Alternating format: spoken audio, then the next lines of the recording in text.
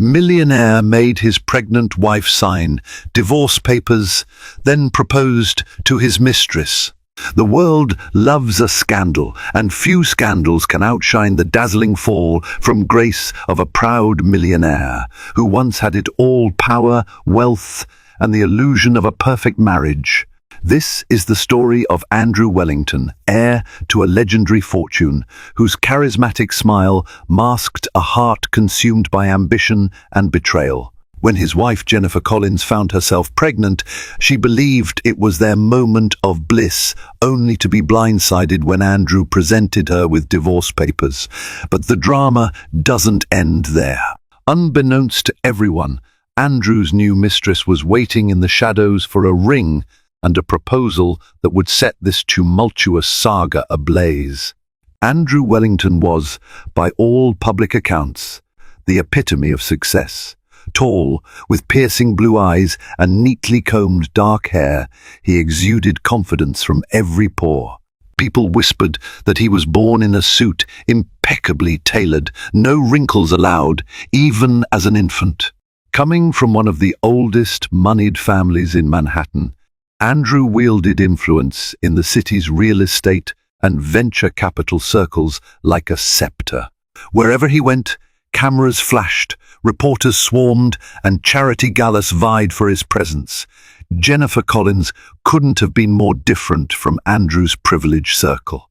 Growing up in a middle-class home in upstate New York, she knew the value of every dollar.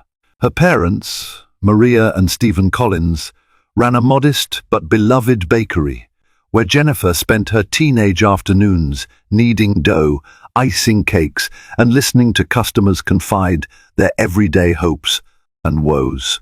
She was intelligent, warm-hearted, and unguardedly trusting. Perhaps that was what Andrew found so refreshing when they first met at a friend's gallery opening in Soho.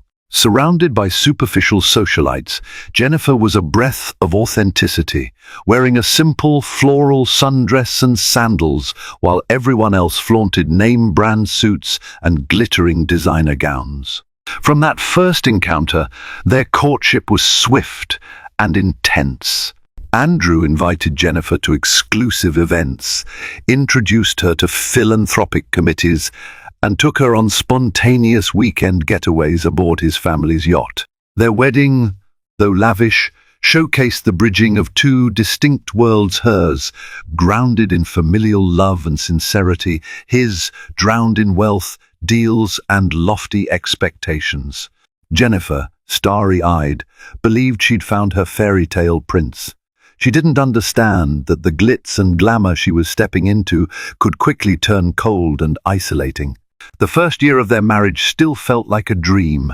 Andrew indulged in heartfelt gestures, late-night dinners, dance lessons, front-row seats at Broadway shows, yet bit by bit a distance crept in. He began working longer hours, attending mysterious meetings behind locked doors. He sometimes returned home in the early hours of the morning, smelling of fine whiskey and expensive perfume that wasn't Jennifer's. Though her intuition quietly sounded an alarm, she convinced herself it was stress, business, or just the glimmering remnants of some high society party where wives were unwelcome. She believed him when he said he was only networking. She believed him because she loved him. Then came the day Jennifer realized she was pregnant. She was overjoyed, convinced this was the miracle that would rekindle their love. Andrew's initial reaction was pleasant enough. He forced a bright smile and wrapped her in a nervous embrace. But Jennifer sensed he was a million miles away, as though his mind was already calculating how a baby would factor into his carefully manicured empire. Still, she clung to hope. She filled her days with prenatal appointments, reading parenting books, and planning a nursery in their lavish penthouse. On weekends, she pleaded with Andrew to attend childbirth classes. He always agreed, only to cancel last minute with an excuse about a sudden business trip or pressing phone call. Nights became lonelier, with Jennifer falling asleep in a half-empty bed. It was during this fragile time that Jennifer first heard the name Isabella Moretti. A slip of the tongue by Andrew's personal assistant, an errant text message on his phone, a rumour whispered among the staff. She was, by all accounts, a stunning and enigmatic figure. Born to a wealthy Italian family, and known on the social circuit for her sultry presence and cunning intellect, Isabella had a reputation that drew envy from women and admiration from men. Jennifer tried to brush it off as more mindless gossip, something high society thrived upon. But deep inside, anxiety gnawed at her. It wasn't just gossip. It felt like the truth. Weeks later, Andrew returned from a trip to Capri, supposedly a real estate conference, acting colder than ever. He avoided Jennifer's gaze, declined to join her for dinner, and spent hours locked in his study. The silent tension mounted until Jennifer decided to address it. She walked into the study one evening, her hands trembling over the slight bulge forming in her abdomen, and pleaded, "Andrew, talk to me. Is there something going on, something you need to tell me?" He looked up from his laptop, face impassive, and simply shook his head. "I'm just busy, Jennifer." That was all he said. No reassurance, no gentle touch, nothing. Days later, Jennifer discovered the damning text messages on Andrew's phone. She had gone into his study to grab his phone charger, a benign enough act, but the device lit up with a text from Isabella, "Miss you already, amor." Tonight was unforgettable. Another message from the day before read, "Can't wait for the day we can be together without secrets." Jennifer's knees buckled. She sank into a chair, her heart racing, breath ragged. The truth was no longer a shadowy doubt. It was real, and it shattered her entire world in an instant. In the days that followed, Jennifer tried to hide the painful knowledge from her husband, waiting for the right moment to confront him. She was terrified of losing him, of a scandal, of bringing a child into a home that might soon split apart. Meanwhile, Andrew's distant behavior verged on cruelty. He spent more time with Harriet Caldwell, the family's lawyer, than he did with Jennifer. Late into the night, Jennifer heard him on phone calls, his voice low and urgent. Each time she tiptoed down the hall, she caught snippets of Andrew mentioning documents, discretion, and financial arrangements. A fearful suspicion bloomed inside her. Andrew was drafting divorce papers. On a Wednesday morning, Jennifer drove to her obstetrician appointment alone. Dr. Joseph Matthews, a well-respected physician at Mount Sinai Hospital, greeted her kindly. He had once been the family doctor for the Wellingtons. Yet as Jennifer sat on the exam table for her ultrasound, she couldn't help but notice Dr. Matthews' careful tone when he asked about her stress levels. The standard medical questions seemed laced with caution, as if he suspected the turmoil in her personal life. Jennifer forced a tight smile, urging him not to worry. But her heart pounded as she watched the ultrasound monitor reveal the faint flicker of her baby's heartbeat. The sight brought tears to her eyes. This was her child, her miracle, a life that deserved better than a broken home, mired in betrayal. Leaving the hospital, Jennifer's phone buzzed with a text from Andrew. "We need to talk. I'll be home by 6. Her stomach twisted. The phrase "we need to talk" loomed like a death knell over her fragile hopes. Sure enough, at 6 p.m., sharp, Andrew strolled into the penthouse living room, dropping a manila envelope on the coffee table. Without preamble, he spoke in his carefully measured tone. "Sign these. We'll settle financial terms. You'll be well taken care of." Jennifer's eyes filled with tears. "Andrew, I'm pregnant with your child," she said, voice trembling with desperation. "Why would you do this now? How can you be so callous?" He glanced away, a fleeting hint of guilt crossing his face. Then, steeling himself, he replied, "It's for the best. We're not compatible anymore, Jennifer. I don't want you to suffer in a loveless marriage. I'll ensure our child is provided for." Before she could even process his words, Andrew turned and left the room, leaving the envelope behind like a toxic parting gift. With shaking hands, Jennifer picked it up and found pages upon pages of legal jargon. The final page demanded her signature, effectively severing her relationship with Andrew Wellington and the life she had fought so hard to build. For hours, Jennifer sat immobilized, the papers on her lap.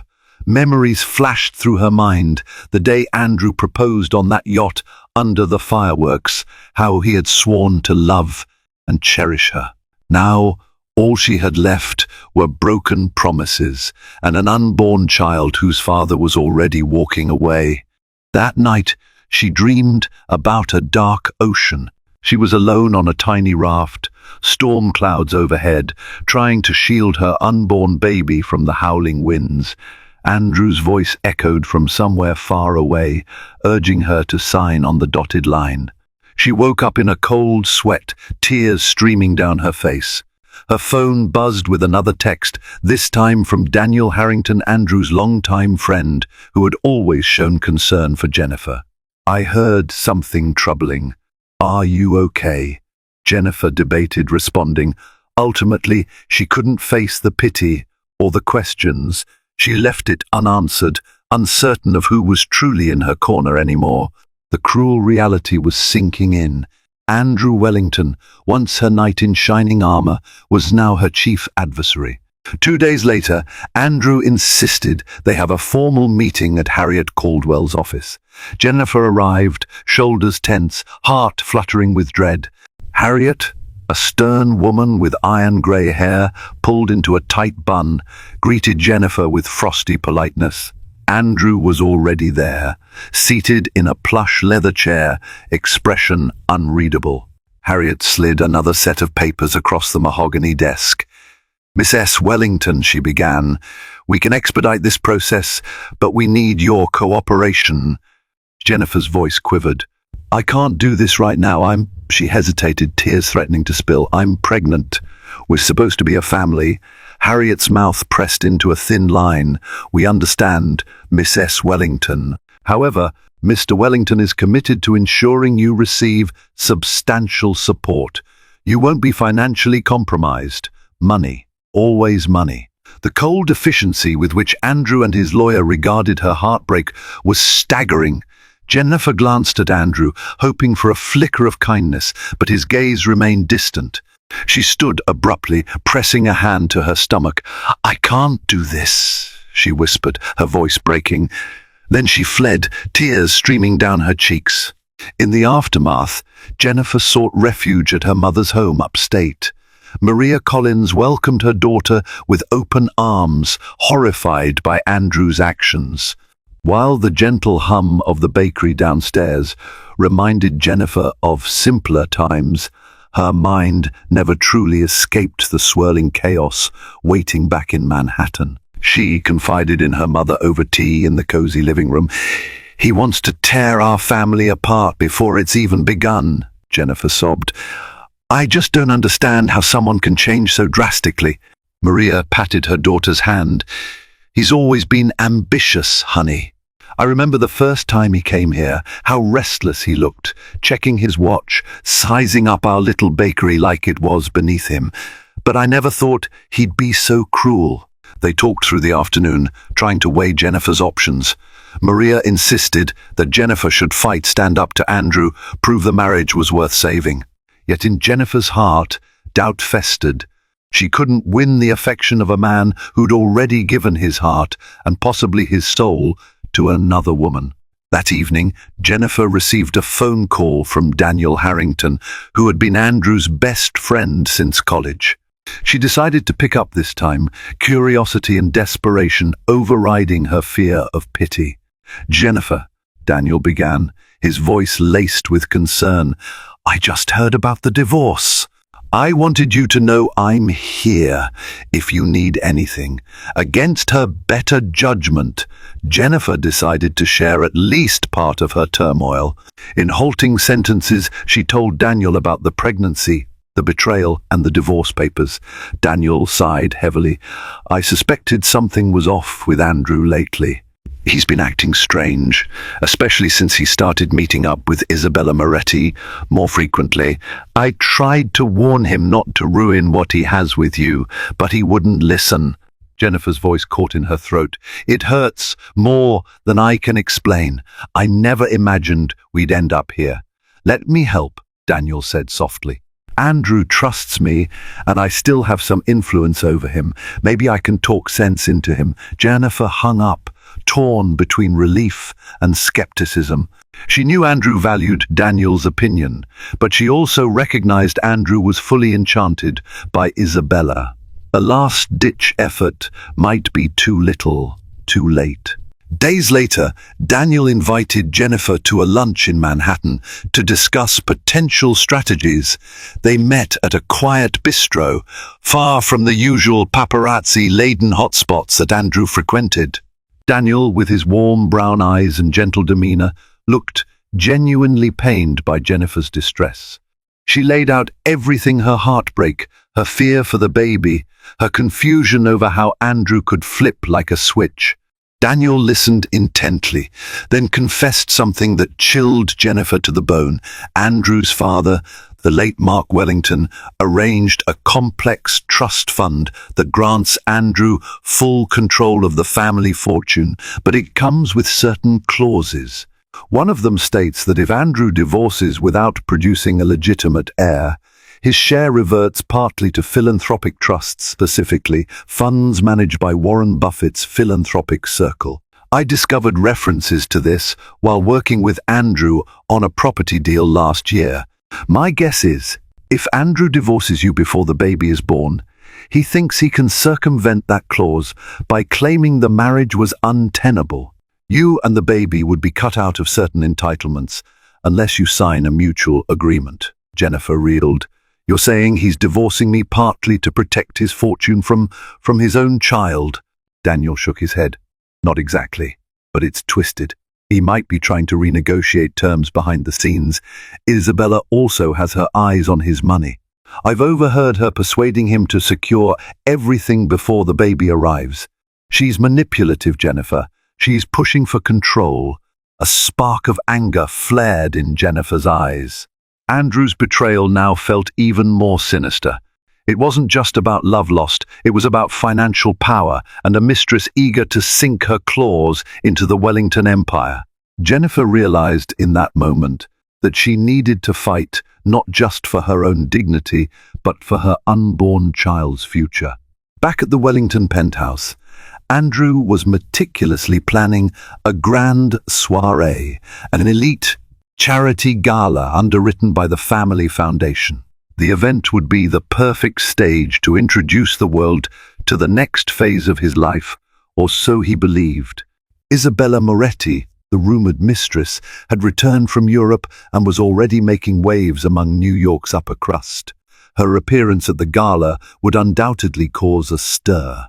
Jennifer learned about this event through a society column, ironically penned by Harriet Samuels in the Palm Beach Post, who mentioned Andrew Wellington and his close friend Isabella Moretti were hosting a major charity auction. The mention of Isabella in the same breath as Andrew's philanthropic endeavors felt like a slap to the face. Jennifer recognized Isabella's infiltration was swift and merciless. She was asserting her presence on Andrew's arm publicly, effectively pushing Jennifer into the shadows. While Andrew finalized the gala's guest list, Jennifer grew determined to attend uninvited if she had to.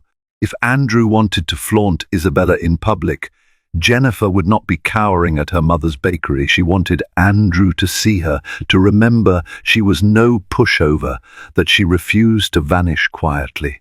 The night of the gala arrived.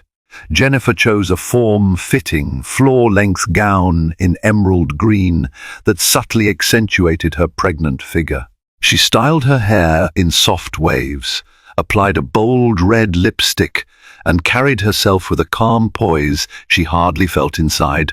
Paparazzi lined the plush carpet leading into the grand ballroom. Flashes exploded in quick succession as she emerged from a black sedan, her face resolute. Inside, the room was a spectacle of opulent chandeliers dripping with crystals, tables adorned with fresh orchids, and waiters circulating with trays of champagne.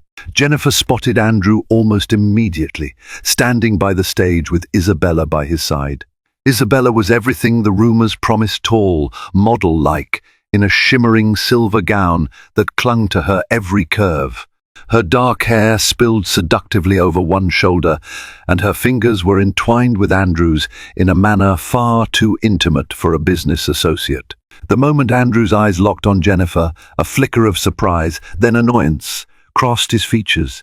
He whispered something to Isabella, who turned and followed his gaze. A smirk curved Isabella's red lips, as if mocking Jennifer's presence. Summoning every ounce of composure, Jennifer approached them. "Andrew," she said politely, her voice only trembling slightly. "I didn't realize our charity events were invite-only these days." Andrew swallowed, likely thrown off by Jennifer's boldness. "Jennifer, this is not the place." "I'm in the middle of," Isabella cut in, extending a manicured hand. "Isabella Moretti. Lovely to meet you, Jennifer. I've heard so much about you." Jennifer forced a polite smile. "I'm sure you have." Tension crackled in the air. Guests in the vicinity sensed the awkwardness. Glancing curiously at the trio, Andrew cleared his throat and placed a hand on Isabella's back as though staking his claim. "We're here for an important cause tonight. Let's not make a scene." Without warning, Jennifer's voice rose, not quite loud enough to cause a disruption, but enough to catch Andrew off guard. "Is that what you told our unborn child? That it's not the place for them either?" Andrew's jaw tightened. Isabella's eyes sparkled with triumph, as though Jennifer's raw emotion was exactly the reaction she wanted. Before more words could be exchanged, Daniel Harrington sidled up to them, taking Jennifer gently by the elbow. "Jennifer, let's step outside for a moment." She allowed herself to be guided out onto the terrace, where the city skyline glittered under the night sky. She took deep, shaky breaths, tears threatening to spill over. "I couldn't let him publicly flaunt her without reminding him he still has responsibilities," she murmured. Daniel nodded. "I understand. But trust me, humiliating him in public isn't going to solve anything. He's too proud. He'll dig in harder." As they stood there, Harriet Samuels, the Society columnist, emerged, camera in hand. She'd caught wind of the friction. Instinctively, Daniel maneuvered to shield Jennifer from any prying questions. "No comment, Harriet," he insisted, leading Jennifer away before she became the night's gossip headline. The following morning, Jennifer woke up to a flurry of social media posts and tabloid headlines about the awkward triangle at the Wellington Gala. While Andrew's PR team scrambled to spin the story, Jennifer realized the public now had a taste of the drama. The facade of the perfect Wellington marriage was crumbling fast. An urgent message blinked on Jennifer's phone from Harriet Caldwell's office, demanding that she finalize the divorce settlement or face an aggressive legal approach. Jennifer read the message with cold dread. Andrew was done pretending to care for her feelings. He wanted her out of the picture. After hours of contemplation, Jennifer decided to seek her own legal counsel. She contacted a recommended attorney, Margaret Healy, who specialized in high-profile family disputes. In a sunlit conference room overlooking Central Park, Jennifer recounted her story: her marriage to Andrew, the discovery of his affair, the pregnancy, and the trust fund clauses that Daniel had revealed. Margaret took meticulous notes, her hazel eyes narrowing. "You have more power here than you realize," she said, tapping a pen against her notebook. "If you can prove Andrew is divorcing you in bad faith, especially under pressure from Isabella, and that financial motivations play a role in disclaiming paternity or cutting you out, you can fight for a substantial settlement. More importantly, you can secure a future for your child."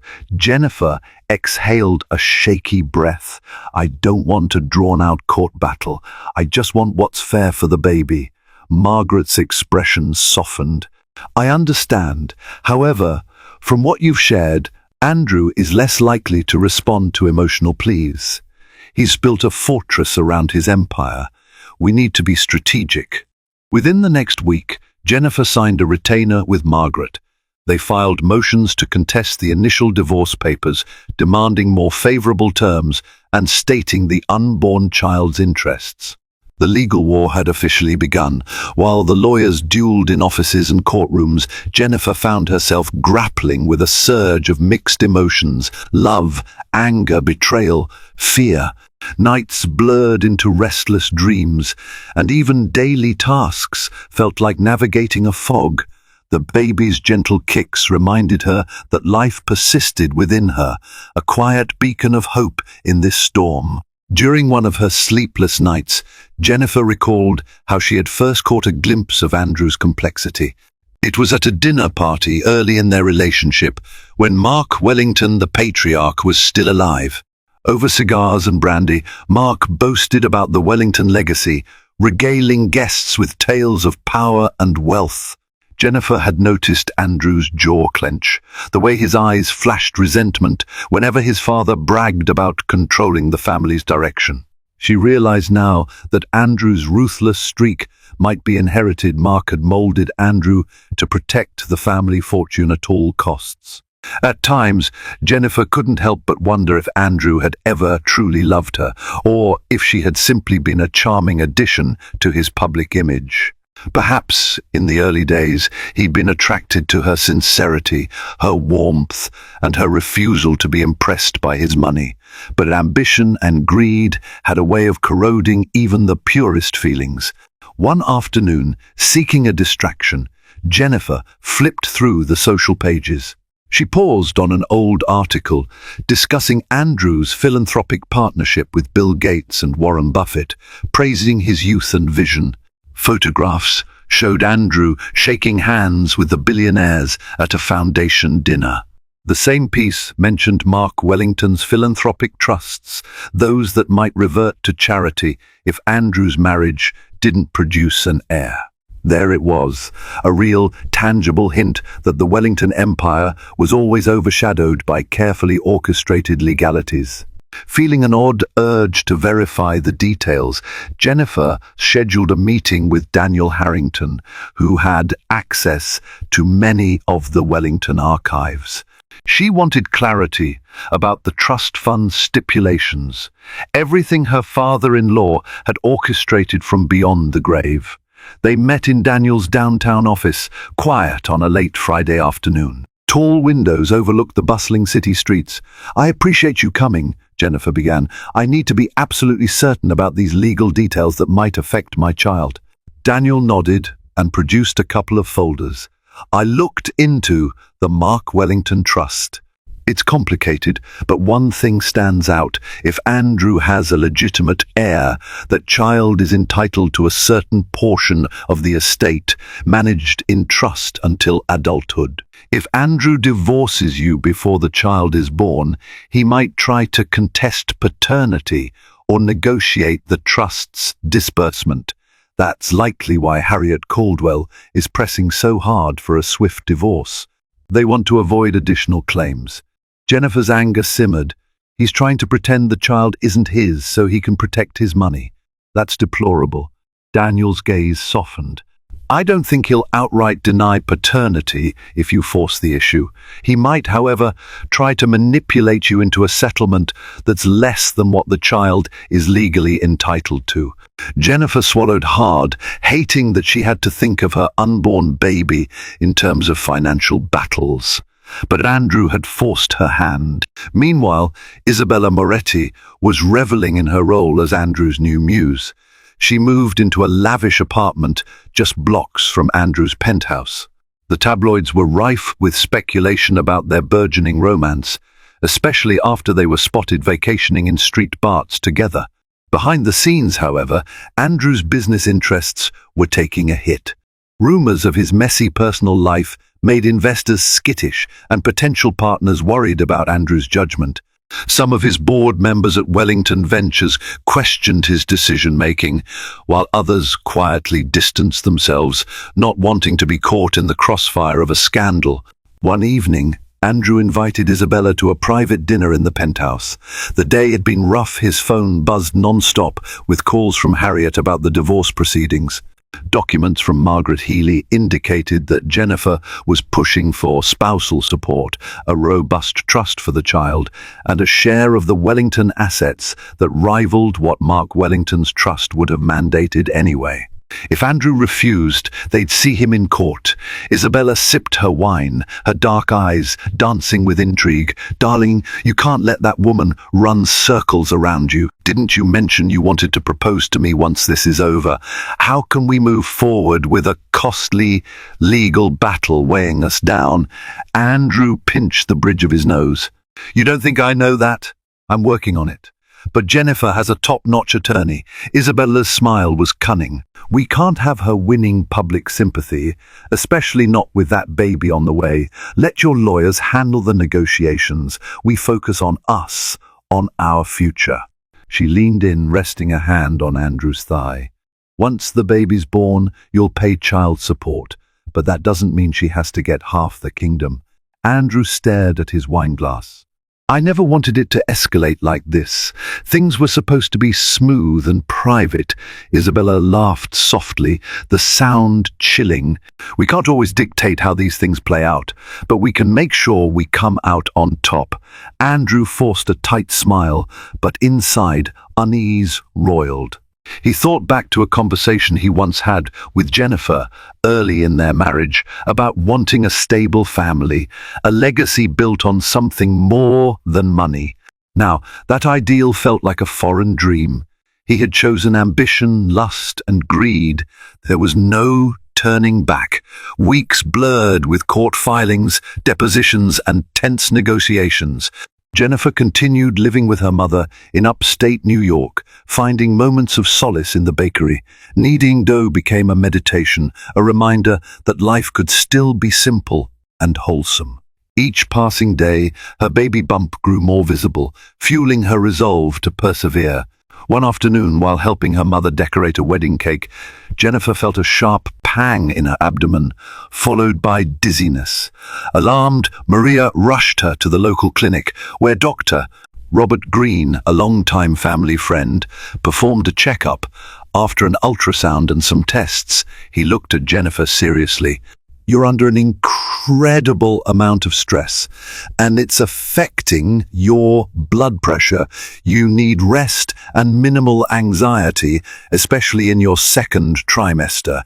If this continues, you risk complications." Jennifer nodded, tears brimming.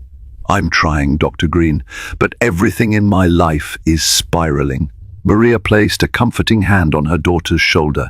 "Your health and the baby come first. We'll find a way to reduce the stress." That evening, Jennifer called Margaret Healy, telling her about the doctor's recommendation. Margaret immediately filed motions for a temporary restraining order against excessive legal harassment, requesting that Andrew's team refrain from unnecessary contact and intimidation. It was a small victory, giving Jennifer a chance to breathe. Ironically, with the legal hounds muzzled, at least temporarily, Andrew found himself in an awkward position. Isabella grew impatient, demanding updates about the divorce's progress and pushing Andrew for a marriage proposal. Andrew promised her it was only a matter of time, but the more pressure Isabella applied, the more Andrew felt the walls closing in. As autumn leaves began to fade, Andrew received notice that Jennifer was due in court to finalize a few details regarding financial disclosures. Reluctantly, he flew upstate, deciding to check on her under the guise of facilitating legal documents. Upon arrival, he stepped into the bakery's comforting aroma of freshly baked bread, so out of place compared to the Manhattan high-rises and penthouse boardrooms. He found Jennifer behind the counter, gently wiping flour from her hands. Their eyes met across the small, homey space. For the first time in months, Andrew hesitated, as if grappling with regret. Up close, Jennifer's pregnancy was undeniable, her face softer, her belly rounded. She looked exhausted yet radiant, a testament to the new life inside her. "What do you want, Andrew?" she asked quietly, refusing to display any vulnerability. Andrew tried to muster indifference, but his voice wavered. "I'm here for the hearing tomorrow. Harriet Caldwell asked me to sign some documents." He paused, then awkwardly added, "You look, well."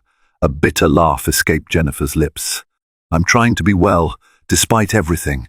Silence stretched between them. The memory of love once shared lingered in the air, mingling with the sweet scent of cinnamon rolls. Andrew's gaze dropped to Jennifer's stomach. "How is the baby?" he asked, voice hushed. Jennifer studied him. It might have been the first time he'd shown a hint of genuine concern since she announced her pregnancy. "The baby is fine, thanks to me. I'm doing everything I can to ensure that remains true." Andrew nodded, guilt flickering across his features. But before he could form another word, Maria emerged from the back, eyes narrowing at the sight of her son-in-law. She offered no greeting, only a curt nod. Andrew took it as a sign that his welcome was limited. "I'll see you in court," he murmured, turning to leave. Jennifer stood still, heart pounding. She realized how Andrew's momentary glimpse of concern didn't erase the betrayal, nor did it solve the looming battle over their child's future. The next day, the small-town courthouse was abuzz. Reporters had descended, keen to capture every nuance of the high-profile couple's drama. Margaret Healy and Harriet Caldwell exchanged chilly pleasantries outside the courtroom, their respective clients standing on opposite sides. Inside, the judge reviewed the motions. Jennifer found herself trembling under the courthouse's fluorescent lighting. She was asked to testify about her financial situation, her efforts to support the unborn child, and her understanding of Andrew's responsibilities. Harriet Caldwell peppered her with pointed questions, insinuating that she was trying to trap Andrew for financial gain. Margaret rose swiftly in objection. "Miss S. Wellington is merely requesting the support and recognition owed by law for her unborn child. Mr. Wellington's mistress is publicly flaunting their relationship, and the abruptness of these divorce proceedings strongly suggests an intent to deprive Miss S. Wellington of her rightful share." The judge, a stern-faced woman, rapped her gavel lightly. "I've heard enough on this matter for today. Given Miss S.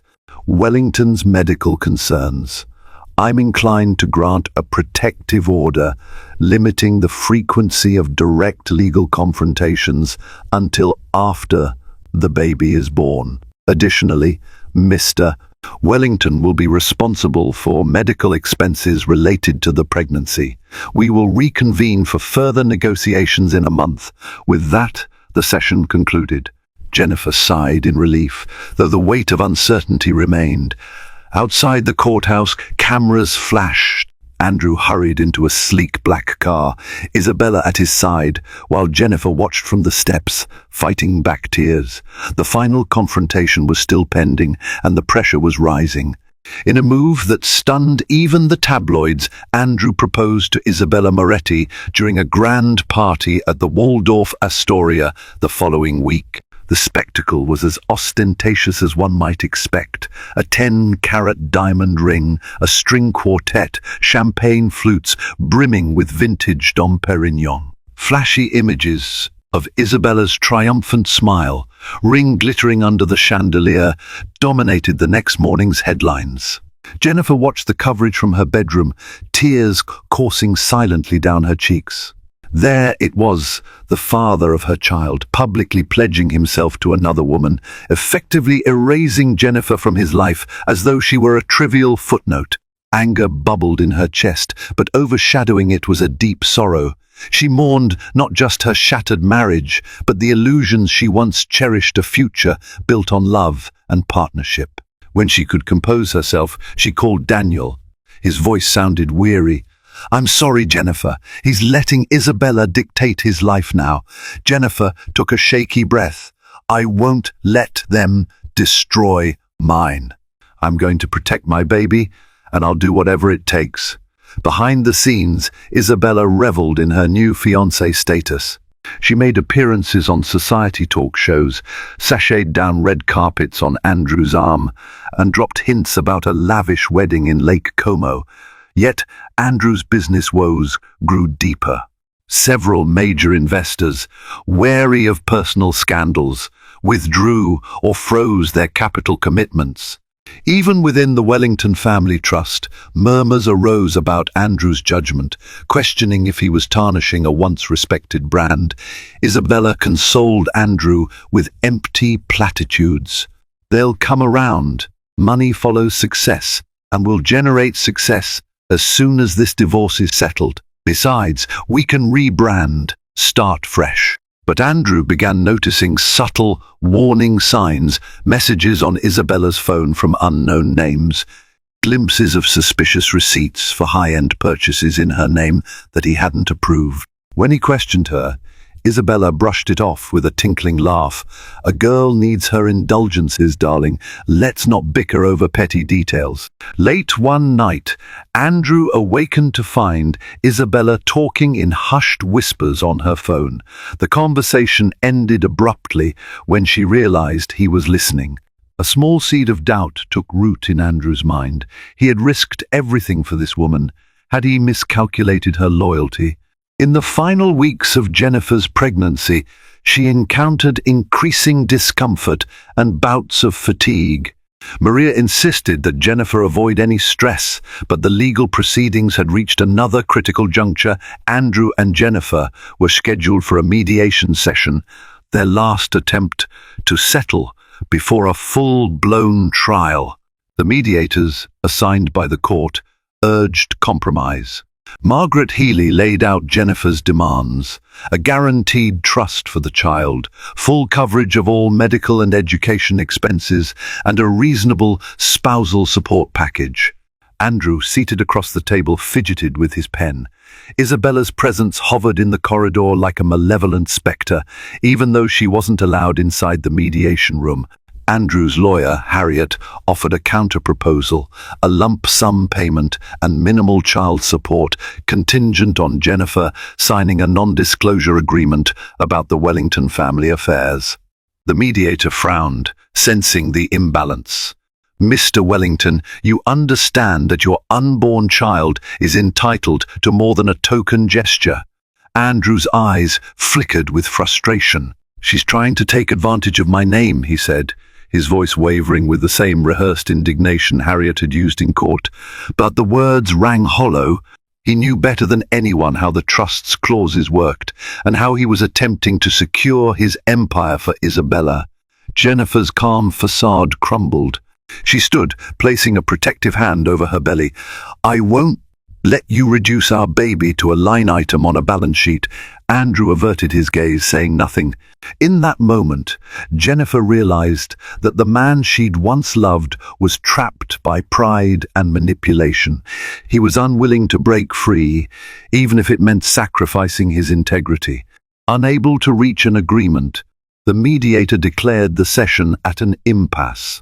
They'd have to proceed to court after the child's birth, as the judge had previously ruled that Jennifer's health was paramount. Life has a way of refusing to wait for the perfect moment. Late one evening, Jennifer was rushed to the hospital with contractions. She was nearly a month early, her nerves frayed, her body exhausted from the stress. Maria held her hand through the labor, tears of worry in her eyes. After an arduous delivery, Jennifer welcomed a baby boy into the world, Lucas Wellington Collins. The moment she held him, her heart flooded with a love so fierce it eclipsed every fear, every betrayal. His tiny fingers wrapped around hers, reassuring her that no matter how bleak things seemed, they had each other. Word of the birth reached Andrew via Daniel. For a moment, Andrew felt his chest constrict with emotions he couldn't name: regret, longing, maybe even love. But Isabella insisted. "She'll use this baby to bleed you dry, Andrew." Torn and conflicted, Andrew arrived at the hospital the next day, flowers in hand, faced with the reality of fatherhood. He found Jennifer cradling Lucas in a quiet room, dim lights casting soft shadows. Something in Andrew's expression shifted as he saw the baby. He reached out, gently brushing the infant's cheek with the back of his hand. Lucas stirred, blinking up at this stranger. Tears blurred Andrew's vision. He'd never felt so vulnerable. But Isabella's voice echoed in his mind, reminding him of the divorce, the legal fights, the future he was building with her. Abruptly, he pulled away, as though remembering his role. Jennifer watched, tears in her eyes. She didn't speak, sensing the battle raging inside him. For one fleeting moment, she saw the Andrew she fell in love with, the one who once promised her the world. Then he turned and left the room, as if to escape the consequences of his own choices. As Jennifer recovered, a storm brewed in Andrew's life. He discovered that Isabella had been siphoning funds from various business accounts into a private offshore holding. Suspicious invoices and shady transactions revealed she'd been meticulously funneling money away, presumably to secure her own future. The revelation cut Andrew to the core. He'd betrayed Jennifer for this woman, only to be used as a stepping stone in Isabella's quest for wealth.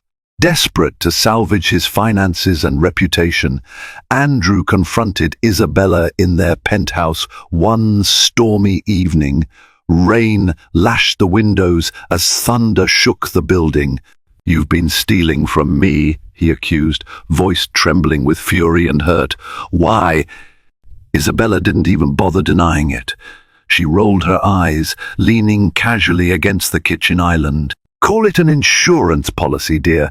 You made grand promises about a future together, but we both know money is the real power here. Don't pretend you're any different." Andrew clenched his fists, the weight of his own hypocrisy pressing down on him. He had chosen greed and ambition over loyalty. Now he was reaping the results. "We're done," he spat, grabbing his coat. "Get out, or I'll call the authorities." Isabella merely smirked, slipping a diamond ring off her finger and setting it on the counter. "Keep the ring, keep your empire. I have what I need." She walked out into the night, leaving Andrew to realize that the empire he'd fought so hard to protect now felt like a hollow shell. In the days that followed, Andrew's life became a whirlwind of damage control. He pursued legal action against Isabella, locked down the compromised accounts, and faced the scorn of colleagues who had warned him about letting personal drama interfere with business. The tabloids delighted in the fallout. Wellington's Mistress flees with fortune screamed headlines. Amid the chaos, Andrew found himself thinking about Lucas. He reached out to Jennifer, requesting permission to visit their son. Reluctantly, Jennifer agreed, on the condition that Andrew came alone with no lawyers in tow. When Andrew arrived at the Collins home, the atmosphere felt tense, but less hostile than before. Maria, watching from a distance, offered a polite nod, though it was clear she harbored deep resentment. Jennifer invited Andrew into the nursery, where Lucas lay in a crib decorated with soft blues and whites. The baby stirred, and Andrew gently lifted him, heart thudding in his chest. The tiny weight of Lucas in his arms felt monumental. Glancing up, Andrew noticed tears shimmering in Jennifer's eyes. She stood quietly, arms crossed, protective. He knew he didn't deserve her forgiveness or even a second chance. But the love he felt for his son was undeniable, and for the first time, Andrew realized how severely he had damaged everything that truly mattered. Jennifer's voice was soft when she finally spoke. "He's healthy, strong. The doctor said he'll catch up quickly, even though he was early." Andrew nodded, rocking Lucas slowly. "I'm sorry," he whispered, voice cracking, "for everything." Tears rolled down Jennifer's cheeks, but she didn't reply. The apology was so small, so late, it could hardly mend the months of betrayal and anguish. Still, Andrew's willingness to show vulnerability in front of his son was a start, maybe a fragile step, toward redemption. Over the next weeks, Andrew made an effort to be present for Lucas, offering financial support, checking on him regularly, even volunteering to babysit. He hired a team of nannies and child development specialists, but Jennifer remained cautious, not wanting Lucas to be used as a pawn in Andrew's quest to repair his public image. They continued to have tense phone calls about the final divorce settlement, but both agreed Lucas deserved the best possible environment. One afternoon, Andrew arrived unannounced with a stuffed bear larger than the crib. Jennifer raised an eyebrow. "He's not old enough to appreciate that," she remarked, though a hint of amusement glinted in her eyes. Andrew rubbed the back of his neck sheepishly. "I realize that. I guess. I just want him to have what I never did." Jennifer frowned, confused. "You had everything money could buy, everything except two parents who genuinely loved each other," Andrew admitted. "My father was always away, handling business, and my mother, she indulged her own social life. I barely saw them together unless it was a photo op." For a moment, sympathy welled up in Jennifer. She placed the oversized bear aside. "Andrew, money can't erase the damage you've done. But if you truly want to be a father, to be in Lucas's life, you need to step up consistently and do the right thing. No more manipulations." Andrew nodded, his expression earnest. "I will." Eventually, the postponed court date arrived, set to finalize custody, child support, and the divorce terms. Jennifer was adamant that while she didn't trust Andrew romantically, she would allow co-parenting if it was in Lucas's best interest. Margaret Healy strategized that a fair settlement could be reached if Andrew accepted responsibility without dragging Jennifer into further legal warfare. Andrew, chastened by Isabella's betrayal and desperate to salvage whatever was left of his integrity, approached Harriet Caldwell with instructions to offer generous concessions to Jennifer. Harriet, though initially taken aback, complied. In a dramatic twist, Andrew took the stand during the hearing and confessed, under oath, that his affair and financial motivations played a significant role in filing for divorce. He admitted to orchestrating a scenario where Jennifer was pressured to sign the papers, acknowledging that his actions were cruel and self-serving. Jennifer listened, tears in her eyes, as Andrew publicly owned up to his wrongdoing. While it didn't erase her pain, his confession paved the way for a more compassionate settlement. The judge commended both sides for finally reaching a reasonable agreement, full shared custody, a substantial trust for Lucas, and a fair spousal support arrangement that allowed Jennifer to rebuild her life independently. In the hallway after court, Andrew approached Jennifer hesitantly. She studied him for a moment, remembering the heartbreak, the betrayal, and the man she once loved. "Thank you," she said softly, "for telling the truth." He sighed, the weight of months of deceit lifting from his shoulders. "I owed you that much." With the divorce officially granted, Jennifer began a new chapter. She moved into a modest but comfortable apartment in a family-friendly neighborhood, using part of the settlement to secure a stable future for Lucas. She also expanded her mother's bakery business, investing in modern equipment and marketing to attract a broader customer base. The simple life she always cherished started to blossom again, this time enriched by the bond she shared with her son.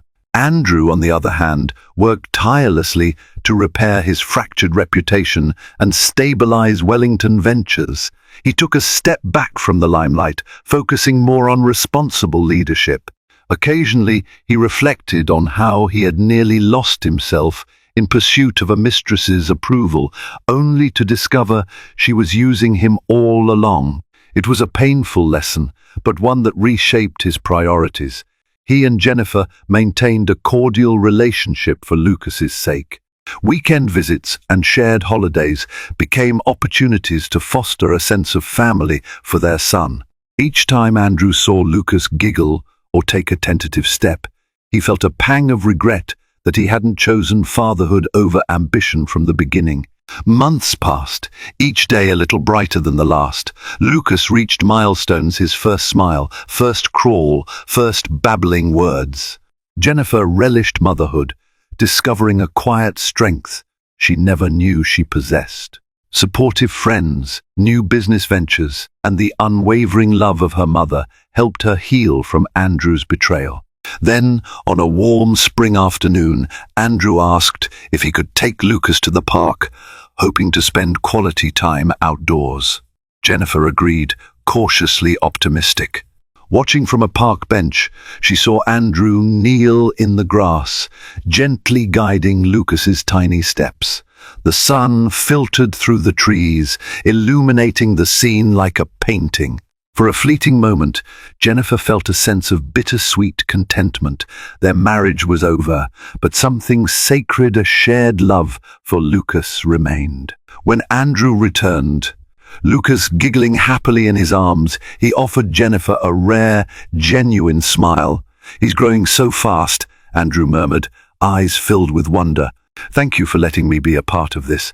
She nodded, noticing that while the regret in his expression remained, it was tempered by sincere affection for their child.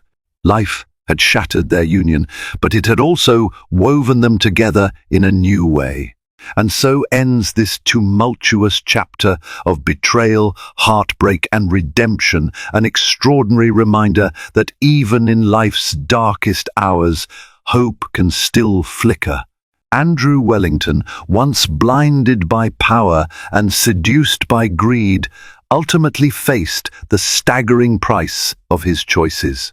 Jennifer Collins, fortified by unwavering determination and the love of those who stood by her, proved that one can rise above ruin and protect what truly matters. The world swam before Eleanora Nora Vance's eyes, the glittering ballroom a cruel mockery of the life she thought she had. But this public horror, Julian Thorne's brazen embrace of that woman, Seraphina Dubois, hadn't sprung from nowhere. No, this agonizing moment was merely the crescendo of a symphony of deceit that had been playing softly in the background for weeks, its dissonant notes growing steadily louder, more insistent, until they finally shattered the illusion of her perfect marriage. Weeks earlier, the first insidious seed of doubt had been planted, a tiny, almost imperceptible crack in the flawless veneer of their shared existence. It started with a scent, not her own, on his collar, a subtle, unfamiliar perfume that lingered like a poisonous whisper after one of his increasingly frequent late nights. Julian, ever the master of deflection, would brush off her hesitant inquiries with a charming smile and a vague murmur about a new international client, a demanding project for Thorne Holdings that required his undivided attention. Then came the hushed calls, clandestine conversations conducted in lowered tones, always ending abruptly the moment she entered the room. He'd snap his phone shut, a flicker of something unreadable, annoyance, guilt, crossing his handsome features before being swiftly replaced by an overly affectionate, almost cloying solicitousness. "Just business, darling," he'd say, his voice smooth as silk, yet carrying an undertone that made her skin crawl. "Tedious, endless business. You wouldn't want to bore that pretty head of yours with the details." The distance between them grew, an invisible chasm widening with each passing day. Their once lively dinner conversations dwindled into strained silences, punctuated only by the clinking of silverware against fine china. The easy laughter that used to fill their opulent Park Avenue penthouse, a testament to Julian's vast fortune and her own impeccable taste, became a distant memory. He was physically present, yes, but emotionally, he was a million miles away, lost in a world she was clearly not privy to. The man she loved, the man who had wooed her with grand gestures and whispered promises of forever, was becoming a stranger. A handsome, charming, utterly enigmatic stranger, sharing her bed, her life, the anticipation of their first child. And the not knowing, the constant, gnawing suspicion, was a special kind of torture. One rainy afternoon, the kind that mirrored the gloom settling in her heart, Nora was sorting through a stack of mail on the antique console table in their grand foyer. Beneath the usual assortment of glossy magazines and invitations to yet another charity gala lay a sleek, black envelope. It was unmarked, save for Julian's name elegantly inscribed across the front in an unfamiliar, almost aggressive feminine hand. Her heart gave a queer little jump. Julian rarely received personal correspondence at home.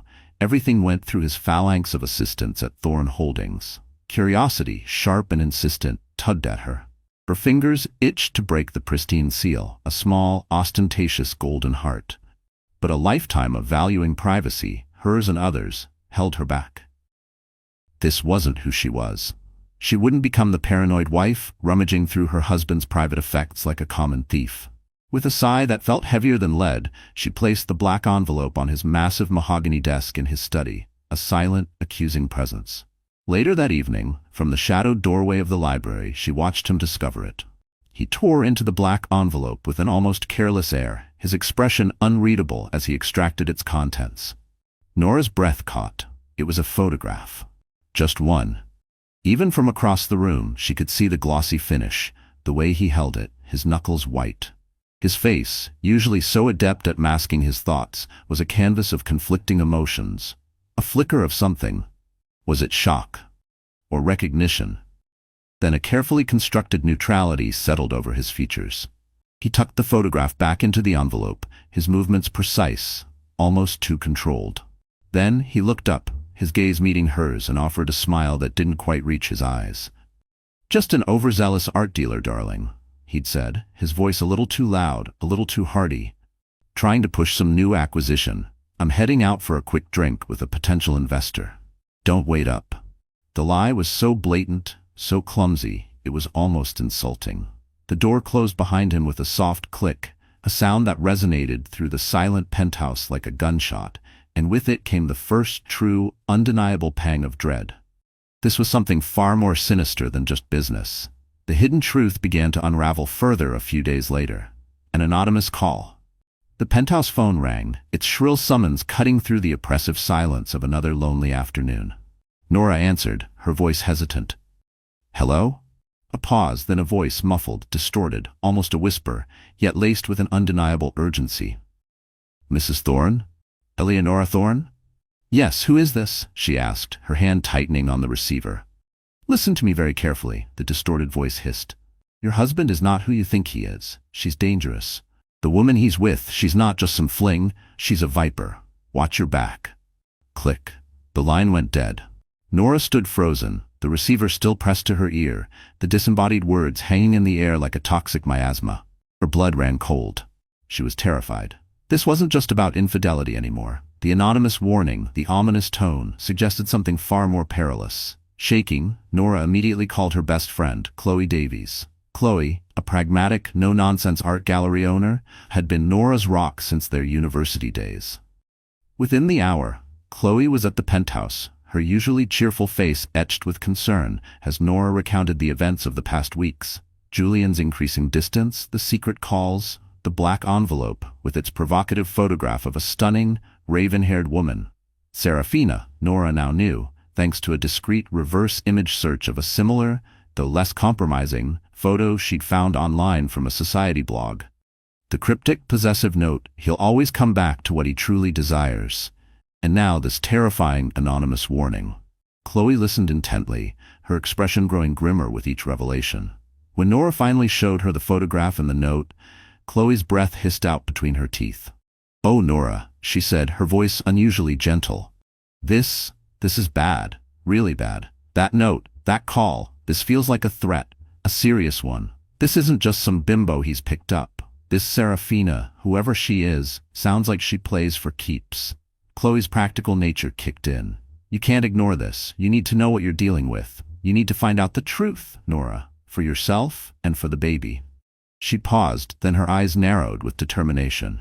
"I know a man, a private investigator, Silas Blackwood. He's the best, discreet, thorough, and he specializes in complicated marital situations, especially within our circles."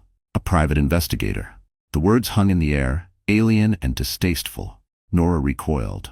The idea of hiring someone to spy on her own husband, the father of her child, felt like a betrayal in itself, a violation of everything she believed in. Yet the gnawing suspicion, the chilling fear instilled by that anonymous call, the cold, hard knot of dread in her stomach, these were undeniable. Was this the end of her marriage? Her fairy tale turned nightmare? Or, as the disembodied voice had warned, was it the beginning of something far worse? Torn between her lingering love for Julian, her desperate hope that this was all a monstrous misunderstanding, and the terrifying possibility that she was married to a man she didn't know at all, Nora finally nodded. The hidden truth, however ugly, was preferable to this agonizing uncertainty. "Okay, Chloe," she whispered, her voice barely audible. "Give me his number." Later that day, Nora sat in a dimly lit, discreet corner of a quiet cafe on the Upper East Side, a place Silas Blackwood had chosen for its anonymity. She recounted her story again, her voice trembling slightly as she handed over a copy of Serafina's photograph, Julian's usual schedule, and the scant details she possessed. Silas Blackwood was a man of few words, his face impassive, his eyes sharp and observant. He listened without interruption, making occasional notes in a small, worn leather-bound book. There was an aura of quiet competence about him, a sense of a man who had seen the darkest sides of human nature and was rarely surprised. When Nora finished, he looked at the photograph of Serafina for a long, unnerving moment, his expression unreadable. Then he finally spoke, his voice a low, gravelly baritone. "Mrs. Thorne," he said, his gaze meeting hers directly. "I'll take your case." He paused, and a grim, almost imperceptible tightening of his lips was the only outward sign of any emotion. "This woman," he tapped the photograph of Serafina with a blunt fingernail. "I've seen this pattern before. It never ends well." Silas Blackwood, a man who navigated the city's underbelly with silent expertise, took the case. His first move, observe the billionaire in his natural habitat. The truth, he knew, often hid in plain sight, waiting for a patient hunter. Silas Blackwood, a man who navigated the city's underbelly with silent expertise, took the case. His first move, observe the billionaire Julian Thorne in his natural habitat, the glittering galas, the hushed clubs, the sterile boardrooms of Thorne Global.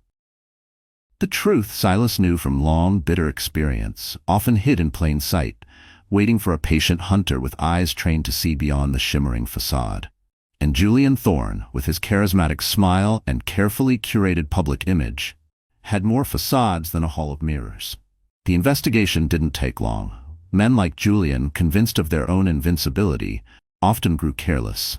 The first set of photographs landed on Nora's antique mahogany table in their Park Avenue penthouse, like a death sentence to her marriage. She'd been staring out at the relentless city rain, a cup of herbal tea growing cold in her hands, when Silas had called, his voice devoid of inflection, requesting an immediate meeting.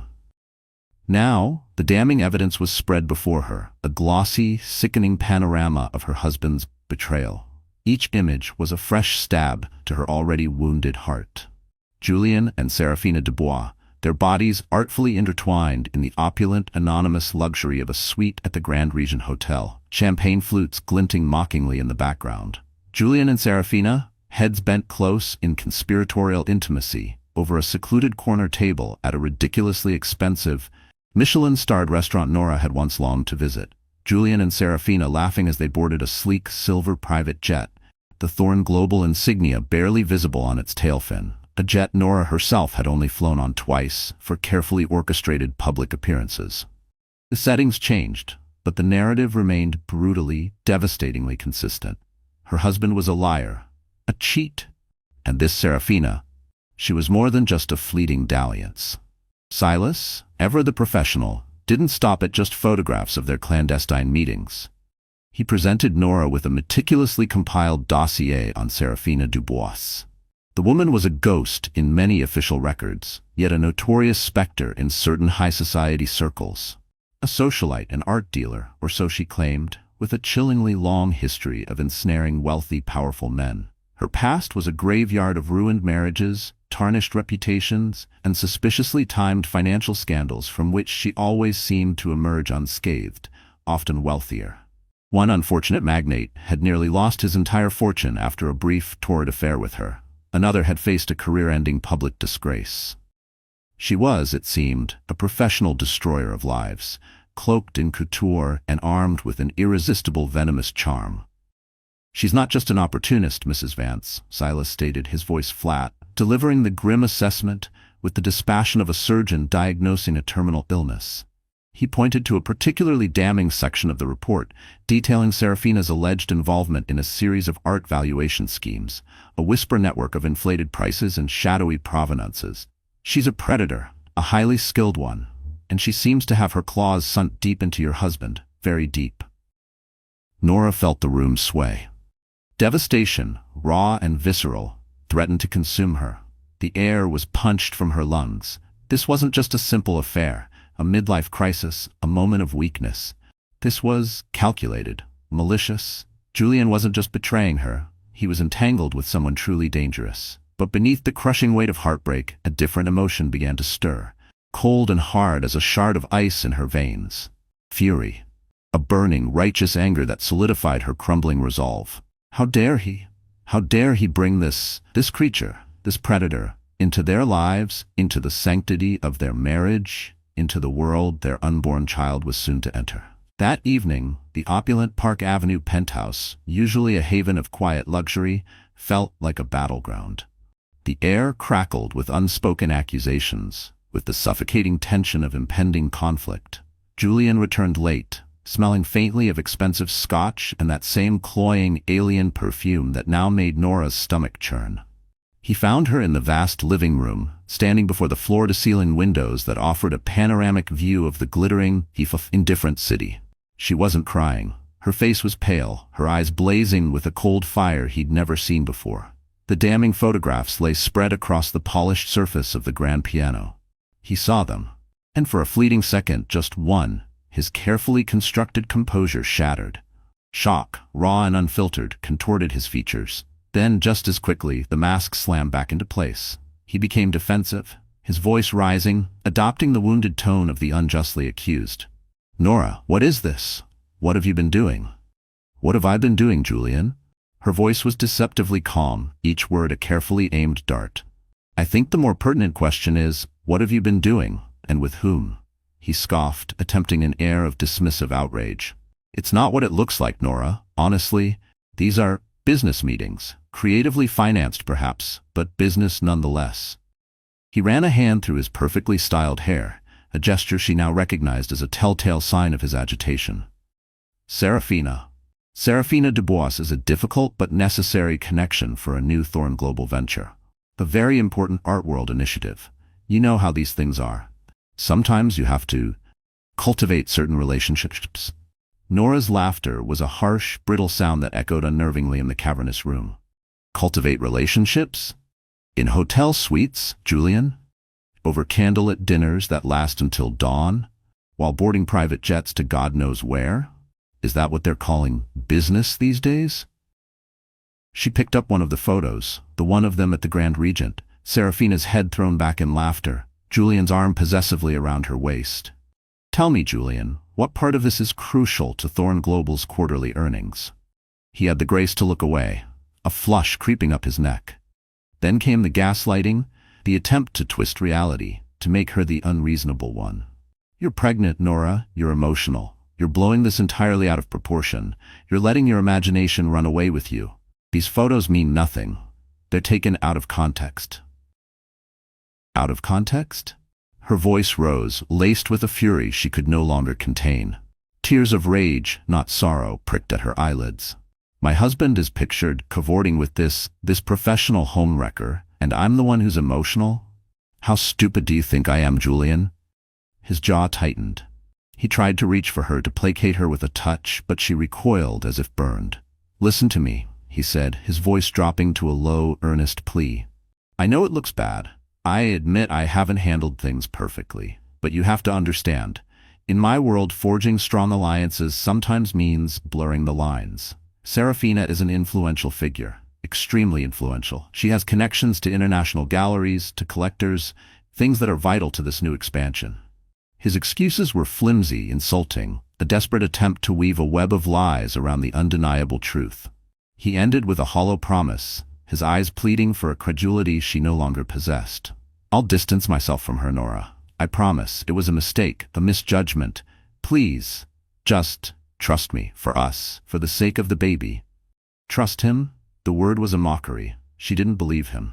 Not for a second. The insincerity in his voice, the flicker of calculation in his eyes, the way he used their unborn child as a shield, it all screamed of deceit.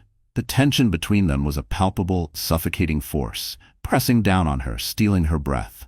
How could the man she had loved so fiercely, the man she had built her life with, be capable of such profound betrayal, such casual cruelty? Later that night, Nora lay alone in their vast, silent bedroom, the city lights painting cold, indifferent patterns on the silk-covered walls. Sleep was impossible. Julian's promise, his empty words, echoed in her mind, each repetition a fresh wave of pain and anger. His lies were a flimsy shield against the storm Serafina Dubois represented. And Serafina? Silas Blackwood's word for her replayed in Nora's mind. Predator. This woman wasn't just after Julian's affection or his money. She was after something more, something that felt darker, more consuming. And Julian, in his arrogance or his weakness, was clearly incapable of protecting them. He wouldn't, or couldn't. Nora clutched her growing belly, a fierce, protective instinct surging through her. The realization hit her with the force of a physical blow. Julian's promise was worthless. Serafina was a far greater threat than she had ever imagined. He wouldn't protect them. He wouldn't protect their child. No, she whispered into the darkness, her voice raw with a newfound steely resolve. He won't protect us. I have to. Julian's words were ash in her mouth. Trust him? Impossible. Days later, an embossed invitation arrived, the grand unveiling of Thorn Global's newest luxury hotel. Julian, with a chillingly casual air, insisted she be by his side. Appearances, darling, he'd murmured, his eyes avoiding hers. Nora felt a cold dread. It was a stage being set, and she feared she was the sacrifice about to be offered to the voracious public and to the predator who held her husband in her thrall. Julian's words, hollow as a rotted tree, were ash in Eleonora Nora Vance's mouth. Trust him? Impossible. The very concept felt like a cruel joke after the blatant lies and damning evidence. Days later, an embossed invitation arrived, the grand unveiling of Thorn Global's newest architectural marvel, a boutique hotel in the heart of Midtown, a project Julian had obsessed over for months. He, with a chillingly casual air that made her blood run cold, insisted she be by his side. Appearances, darling, he'd murmured, his eyes, those mesmerizing blue orbs that once held her entire world, now carefully avoiding hers. The press will expect a united front. Think of the brand. Think of Thorn Global. Nora felt a cold dread creep up her spine. It was a stage being set, a meticulously crafted performance for the benefit of an insatiable public, and she feared she was the unwitting sacrifice about to be offered to the voracious media wolves, and more terrifyingly, to the predator who held her husband so firmly in her thrall, Serafina Dubois. The spotlight found them the moment they stepped from the gleaming black limousine, not as the golden power couple they once were, but as the simmering headline of a scandal waiting to erupt. The air crackled with an almost palpable anticipation. Nora, acutely aware of every hushed whisper, every speculative glance, moved through the throng of photographers and reporters with a forced composure she didn't feel. Her midnight blue gown, a masterpiece of understated elegance, did little to conceal the gentle swell of her pregnancy, a visible testament to the life they had created, a life now overshadowed by Julian's grotesque betrayal. She clung to Julian's arm, not for support, but as a shield, her smile a brittle, carefully painted mask.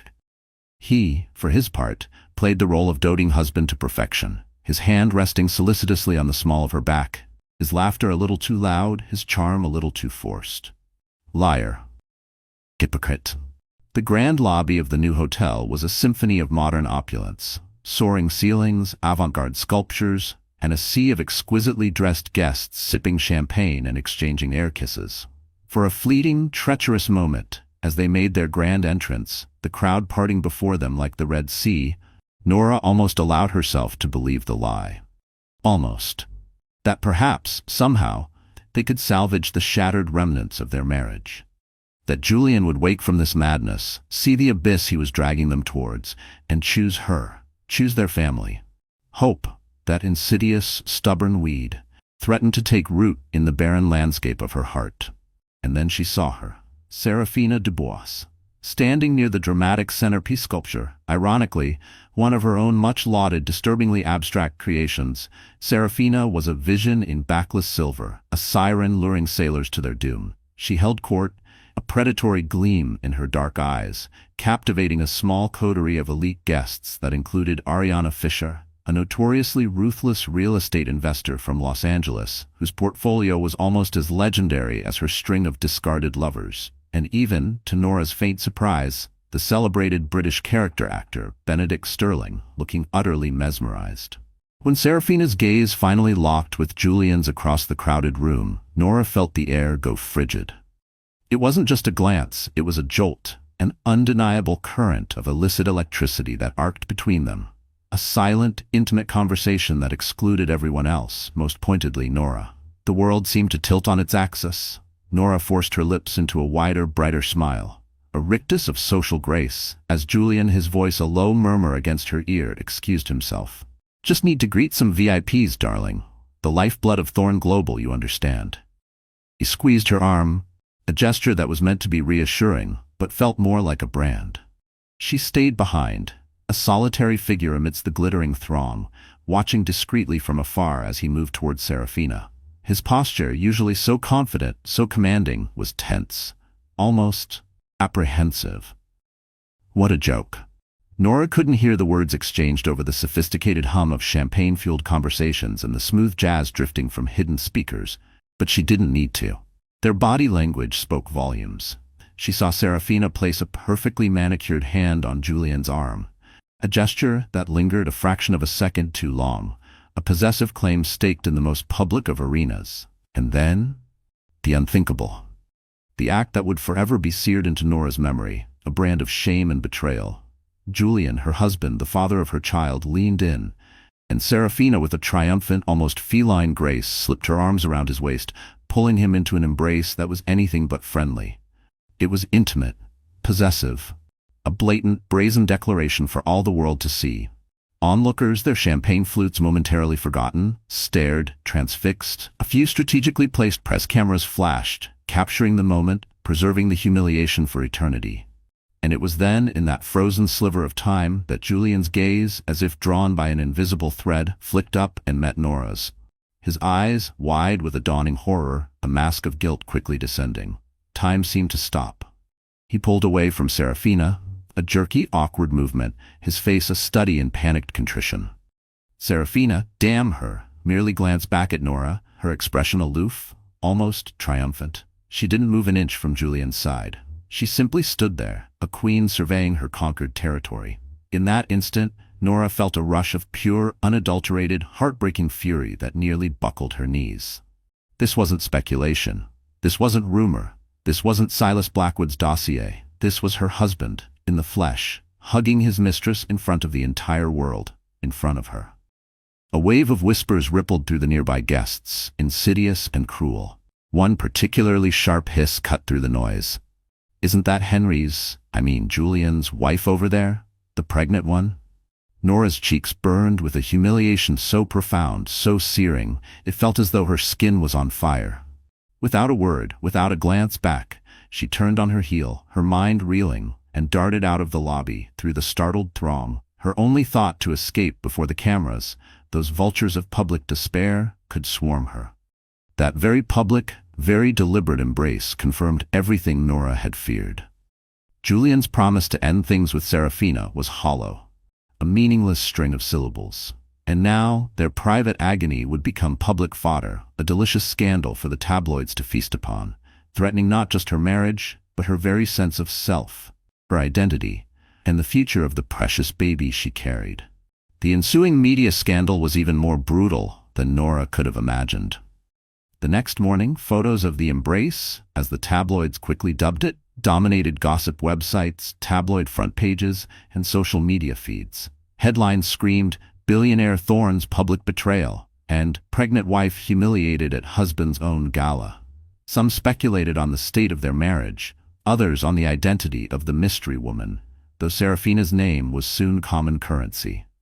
The Thorn Global PR team, usually so adept at spinning even the most damning narratives, scrambled in meltdown to control the damage.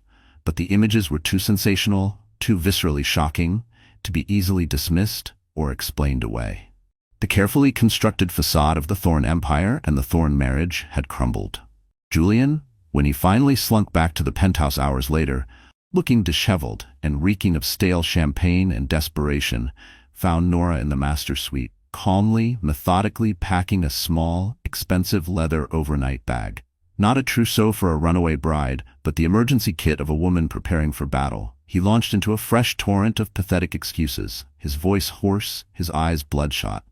"Nora, please, you have to listen to me. It wasn't planned. I swear, she cornered me. She ambushed me." Nora continued, folding a silk blouse with chilling precision. "She's manipulative, Nora. You have no idea. She's threatening to derail a massive Thorn Global deal, something I've worked on for years, if I cut her off completely. She has leverage." Nora finally looked at him, her eyes like chips of Arctic ice. "Your deals, Julian, or your addiction to her? You stood there, in front of hundreds of people, in front of me, and let her parade you like a goddamn trophy. Was that part of the deal too?" Her voice was low, devoid of hysteria, but heavy with a contempt that was far more devastating. She refused to listen further, to allow him to contaminate her with more of his self-serving lies. She zipped the bag closed with a decisive click. "Where are you going?" he asked, a note of panic finally seeping into his voice. "Away from you," she said simply. And with that, she walked out of the penthouse, out of the life they had shared, and sought refuge. Not with her society friends, who would offer syrupy sympathy while secretly dissecting every salacious detail, but with her old university mentor, Dr. Evelyn Hayes. Evelyn, a brilliant, sharp-tongued, and fiercely loyal woman in her late 60s, a retired professor of art history, lived in a charming, book-filled brownstone in the quiet, tree-lined streets of Brooklyn Heights, a world away from the glitz and hypocrisy of Manhattan's Billionaire Row. Dr. Hayes, or Evie as Nora had always called her, enveloped her in a warm, comforting hug, asked no immediate questions, and simply brewed a pot of strong tea. As Nora finally crumbled, the story pouring out of her in a torrent of tears and broken words, the gala, the public humiliation, Julian's lies, Serafina's predatory aura, Evie listened with a grave, thoughtful expression. She provided not just comfort but a keen, insightful perspective. "Nora, my dear," Evie said finally, her voice gentle but firm, again, her sharp eyes missing nothing of Nora's pain. "This Serafina Dubois, the name rings a faint, unpleasant bell. I've heard whispers in certain rather unsavory art world circles. She's not just some fortune hunter child. She's reputed to be entangled with some very dangerous people, individuals who operate far beyond the realm of simply breaking hearts or emptying bank accounts. Be exceptionally careful. This might be far more than just a sordid affair. This could be perilous." The cryptic warning hung in the air, a new layer of dread settling over Nora. Curiosity element 2. The precise nature of Serafina's deeper, dangerous connections remained chillingly vague, a shadow lurking just beyond the light. Later that evening, Nora stood at the window of Evie's cozy guest room, looking out at the distant, glittering Manhattan skyline. A skyline that represented everything Julian Thorne owned, everything he controlled, everything she was now fighting against. The city lights, once a symbol of her dreams, now seemed cold and predatory. She realized, with a chilling certainty, that the fight for her future, for her child's future, was only just beginning. And it was a battle against an enemy far more complex, far more ruthless, and far more perilous than she could ever have imagined. Evelyn's words echoed in Nora's mind, painting a darker, more sinister shade to Serafina's already predatory image. This wasn't just about a broken heart or a shattered marriage anymore. This was about survival. She needed more than just Silas Blackwood's damning photographs. She needed a shield, a sword. She needed a legal powerhouse, someone who could navigate the treacherous currents of high-stakes litigation and protect her from whatever storm Serafina Dubois was about to unleash. She needed Isabelle Moreau. Dr. Evelyn Hayes's words, laced with a chilling prescience, echoed in Eleonora Nora Vance's mind, painting a darker, more sinister shade to Serafina Dubois's already predatory image. This wasn't just about a broken heart or a shattered marriage anymore, Nora realized with a sickening lurch in her stomach.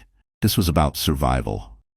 She needed more than just Silas Blackwood's damning photographs and his grim assessments. She needed a shield, a sword, a legal titan who could stand against the formidable, shadowy forces Serafina seemed to command. She needed Isabelle Moreau. The price of truth was steep, Nora knew, but the cost of silence was her soul, her sanity, and potentially the safety of her unborn child. The name Isabel Moreau was legendary in New York's cutthroat legal circles. A corporate lawyer with a mind like a steel trap and a reputation for dismantling opponents with surgical precision, Moreau was the kind of attorney who didn't just win cases.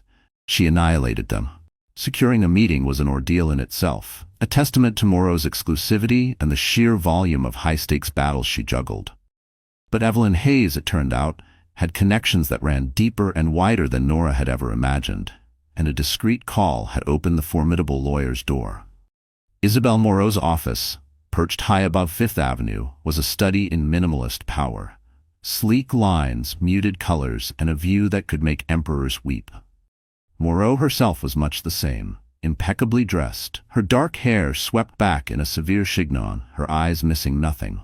She listened to Nora's story, interspersed with Silas Blackwood's concise, factual reports, with an unnerving stillness, her expression unreadable. Only the occasional, almost imperceptible tap of her pen against a leather-bound notepad indicated she was processing the information. Initially, Isabel Moreau approached the situation from the expected angle. A high-profile, exceedingly messy divorce. Given the public nature of Mr. Thorne's indiscretion, Moreau stated, her voice cool and precise, and the fortunate absence of a prenuptial agreement, your leverage in a divorce settlement would be substantial, Mrs. Vance. We could aim for a figure that would not only secure your future, but also ensure Thorne Global feels the sting of your husband's recklessness. She spoke of asset protection, of public image management, of the intricate dance of legal maneuvering that would bring Julian Thorne to his knees, financially at least. But Nora shook her head, a new, steely resolve hardening her gaze. It's not just about divorce, Miss Moreau, she interjected, her voice surprisingly firm. The weeks of fear and uncertainty had forged something new within her, something resilient. Or at least not only about that. I believe Serafina Dubois is involved in something far more dangerous than just adultery. I think she's engaged in illegal activities and she's dragging Julian, and by extension his company, Thorne Global, down with her. I need to understand the full extent of this threat, not just to my marriage, but to my child's future, to our safety. At this, a flicker of something new, interest, respect, entered Isabel Moreau's usually impassive eyes.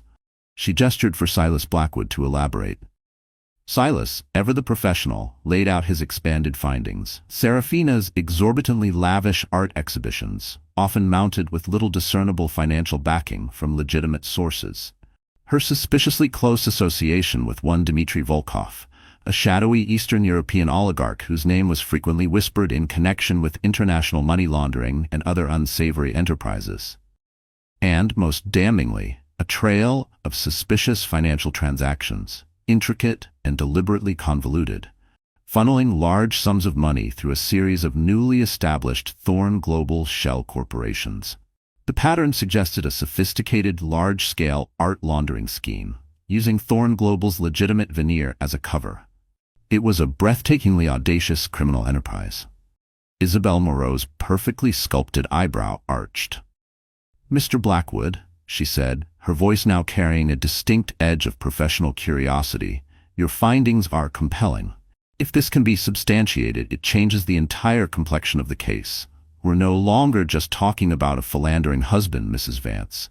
We're potentially looking at significant criminal liability for Mr. Thorne and his entire organization. She immediately brought in a forensic accountant, a quiet, unassuming man named Alistair Finch, whose mild demeanor belied a terrifying ability to unearth financial skeletons from the deepest, darkest corporate closets. Meanwhile, Julian Thorne was a man unraveling. The public scandal, the relentless media scrutiny, the whispers in boardrooms and at his exclusive clubs, it was all taking its toll. Thorne Global's stock was plummeting. Key investors were getting skittish. His carefully constructed world was crumbling around him, brick by gilded brick. He became increasingly desperate, his charm fraying, his temper shortening. During a series of tense, emotionally charged meetings orchestrated by Nora, who now refused to meet him alone, always insisting on the neutral territory of Isabel Moreau's conference room or Evelyn Hayes's reassuring presence, Julian finally began to crack. He admitted, in a halting, broken voice, that Serafina had indeed entangled him. It had started, he claimed, as a dalliance, a thrilling, ego-stroking affair with a captivating woman. But Serafina, with her insidious charm and ruthless ambition, had quickly woven a web around him. She'd cajoled him into signing documents he hadn't fully understood, documents that, he now realized with dawning horror, implicated him in her shady dealings. She'd used his name, his company's resources, his reputation. And when he tried to pull back, to extricate himself, she'd threatened him with exposure. Not just of their affair, but of his complicity in her schemes. He claimed he was trying to protect the Thorne family legacy, his ailing father who worshipped the pristine image of the Thorne name, the company his grandfather had built from nothing. "I was trying to protect everything, Nora," he'd cried, his voice raw with a desperation that almost sounded genuine. "Don't you see? She had me trapped." Nora listened, her heart a cold, heavy stone in her chest. Protect or enable? The distinction seemed to blur in the face of his self-serving justifications. His fear was palpable, but so was his weakness, his staggering inability to take responsibility for the catastrophic choices he had made. Was there any part of the man she had loved left beneath this quivering wreck of excuses and self-pity? Just as Isabel Moreau and her team, including the indefatigable Silas Blackwood and the meticulous Alastair Finch, were beginning to piece together the full, damning picture of Serafina Dubois's criminal enterprise and Julian's entanglement, Serafina herself launched a preemptive strike. A glossy, expensive-looking envelope, addressed to Mrs. Eleonora Vance in Serafina's flamboyant, instantly recognizable script, arrived by special courier at Dr. Hayes's Brooklyn Heights brownstone, where Nora was temporarily staying. Nora's hands trembled as she opened it. Inside, nestled on a bed of black tissue paper, were a series of high-definition, professionally shot photographs, intimate photographs, of Julian and Serafina, in various compromising, deeply personal settings. A secluded villa in Tuscany, sunlight dappling their naked bodies, the opulent presidential suite of a Hong Kong hotel, champagne and discarded clothes littering the floor. The plush interior of the Thorne Global private jet, Serafina draped across Julian like a triumphant conqueror. Each image was a fresh, vicious stab. Accompanying the photos was a small, cream-colored card, a single sentence elegantly embossed in gold. "Darling Nora, some things are best kept private. Unless, of course, a certain understanding can't be reached. Let's talk. S." Blackmail. Blatant, ugly, and terrifyingly effective. Or so Serafina clearly thought. But Serafina had misjudged Eleonora Vance. The shock, the initial wave of nausea and revulsion, quickly gave way to something else. A surge of pure, unadulterated adrenaline, a cold, clear certainty of purpose. This was it. The final insult. The final provocation. Instead of crumbling, Nora felt her resolve solidify into something unbreakable. She wouldn't be a victim, not anymore. She arranged an urgent meeting at Isabel Moreau's office, insisting Julian be present. The air in the conference room was thick with tension as Nora coolly slid the glossy envelope across the polished mahogany table towards her husband. Julian's face, already pale and drawn, turned ashen as he leafed through the photographs, his hands shaking violently. "Oh God," he muttered, slumping back in his chair as if a physical blow had struck him. She wouldn't dare." Nora's voice was like ice. "She already has, Julian. This is blackmail, plain and simple. She's threatening to release these to the world if her interests are not protected. If we don't remain silent about her criminal enterprise, if you don't continue to allow her access to Thorne Global's resources." She leaned forward, her eyes boring into his. "So the question is, Julian, are you going to continue to be her victim, her puppet, dancing to her tune while she destroys everything you've ever built, everything we've ever built? Or are you finally going to fight with me to destroy her?" The silence in the room was absolute. Julian stared at the photographs, then at Nora's implacable face, then back at the images of his own degradation. He looked cornered, broken, a man stripped bare of all his pretenses. For a long moment he said nothing. Then slowly he raised his head. And in his eyes, amidst the desperation and the shame, Nora saw a flicker of something she hadn't seen in months, something she'd almost forgotten he possessed. A spark of his old determination, the ruthless focus that had made him a billionaire titan. "Tell me what we do," he said, his voice a hoarse whisper, but with an undercurrent of resolve that sent a shiver down Nora's spine. "Tell me how we fight this monster." A flicker of the man she once loved, or perhaps just a cornered animal finally baring its teeth. Whatever it was, Julian was in. The plan was audacious, dangerous. Confront Serafina Dubois in her own den, armed not with weapons, but with the one thing she couldn't manipulate: the undeniable, legally documented truth of her crimes, and the collective resolve of those she had sought to destroy. A flicker of the man Eleanor Nora Vance once loved, or perhaps just a cornered animal finally baring its teeth. Whatever it was, Julian Thorne was in. The shift in his demeanor from sniveling desperation to a cold, hard resolve was palpable. The plan they hatched in Isabelle Moreau's sterile, intimidatingly chic conference room was audacious, dangerous. Confront Serafina Dubois in her own den, her minimalist Soho loft, armed not with weapons, but with the one thing she couldn't manipulate: the undeniable, legally documented truth of her crimes, and the collective, steely resolve of those she had sought to destroy. It was a high-stakes gamble, a throw of the dice against a woman who had proven herself to be a master manipulator, a puppeteer pulling the strings of powerful men. But Nora knew, with a chilling certainty, that this was their only chance to sever Serafina's venomous hold, not just on Julian, but on their entire lives. The air in Serafina Dubois's Soho loft crackled with a tension so thick it could stop a heart. It was a vast, artfully curated space, all gleaming white surfaces, towering glass installations that twisted into grotesque, beautiful shapes, and panoramic windows offering breathtaking, indifferent views of the city skyline. A testament to her exquisite taste and, Nora suspected, her ill-gotten gains. Under the guise of discussing the understanding Serafina had so menacingly alluded to in her blackmail note, Julian, his tailored suit hiding the discreet wire Silas Blackwood had expertly fitted, had arranged the meeting. Nora, against Isabelle Moreau's initial advice, but firm in her own conviction, insisted on accompanying him. She would not let him face this serpent alone. She was no longer the fragile, heartbroken wife. She was a woman fighting for her child's future. A silent, powerful presence radiating an icy calm that seemed to unnerve Julian almost as much as it did Serafina. Serafina greeted them at the imposing steel door of her loft, her lips curved into a slow, smug, confident smile. She was dressed in a deceptively simple black silk sheath that probably cost more than Nora's monthly mortgage payment before she married Julian. Her dark eyes, like polished obsidian, flicked dismissively over Nora before settling on Julian with a possessive, almost predatory gleam. "So," she purred, her voice a silken caress that sent shivers down Nora's spine. "You've come to your senses, darling. I knew you would. You always do." She stepped aside, a queen granting an audience, completely ignoring Nora as if she were a piece of insignificant furniture. But Nora was no longer insignificant. She would not be ignored. Before Julian could utter a single, pre-rehearsed word, Nora stepped forward, her chin held high, her gaze unwavering. "He's here to tell you it's over, Miss Dubois," Nora stated, her voice clear and steady, cutting through the cloying sweetness of Serafina's greeting. "All of it. Your affair, your business arrangements, your attempts at extortion, everything."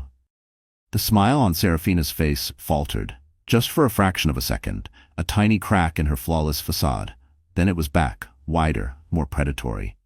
"Is that so?" she drawled, turning her full attention to Nora, her eyes glittering with malice. "And who exactly are you to dictate terms, little wifey?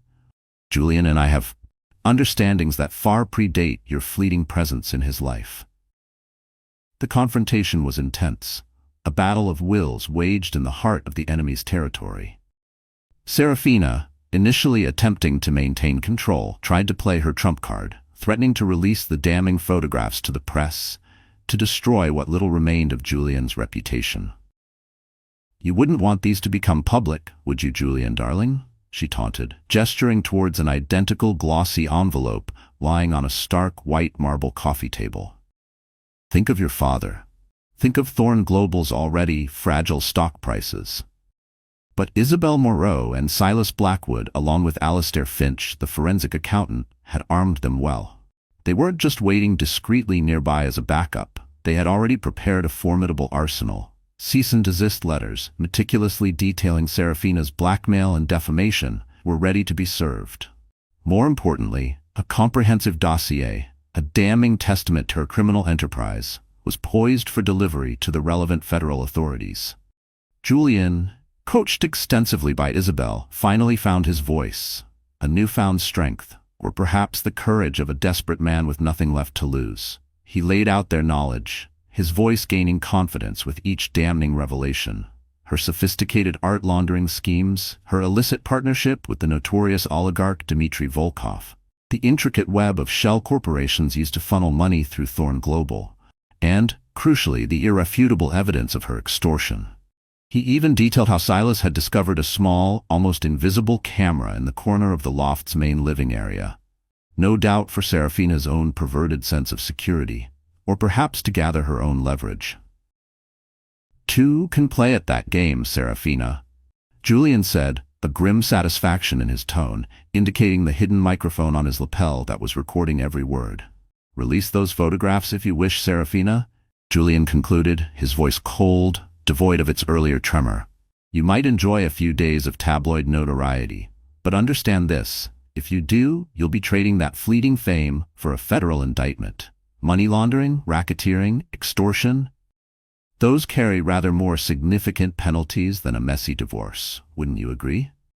For a split second, Serafina Dubois's carefully constructed mask of supreme confidence slipped, replaced by a flicker of raw, animalistic fear. Her dark eyes darted between Julian and Nora, searching for a weakness, a sign of bluff. She found none. Nora stood resolute, her gaze unwavering. Julian, to Nora's surprise, held firm, meeting Serafina's venomous stare with a cold resolve of his own. The predator was cornered, trapped, and she knew it. Then the sneer returned, uglier, more desperate. "You think you can ruin me?" she hissed, her voice losing its silken edge, roughening with rage. "I'll drag you down right beside me, Julian. I have enough correspondence, enough mementos, to show your willing complicity in all our business ventures. If the authorities dig, you'll come out looking like the mastermind, not the victim." She was lashing out, a cornered serpent striking wildly.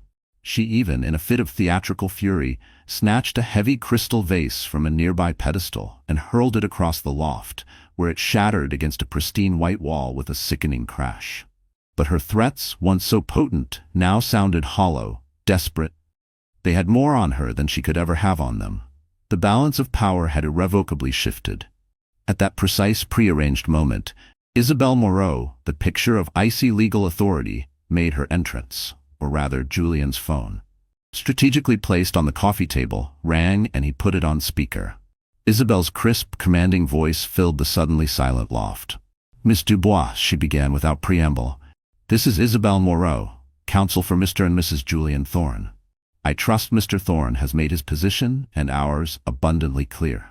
As we speak, a comprehensive dossier detailing your extracurricular activities, including but not limited to financial fraud, conspiracy, and extortion, is being delivered to the U.S. Attorney's Office and the IRS Criminal Investigation Division. Furthermore, an emergency injunction is being filed to prevent any dissemination of the private materials you are currently using in an attempt to blackmail my clients. Any further contact from you or any attempt to release those materials will be met with the full, unmitigated force of the law. Are we understood?" The silence that followed was profound.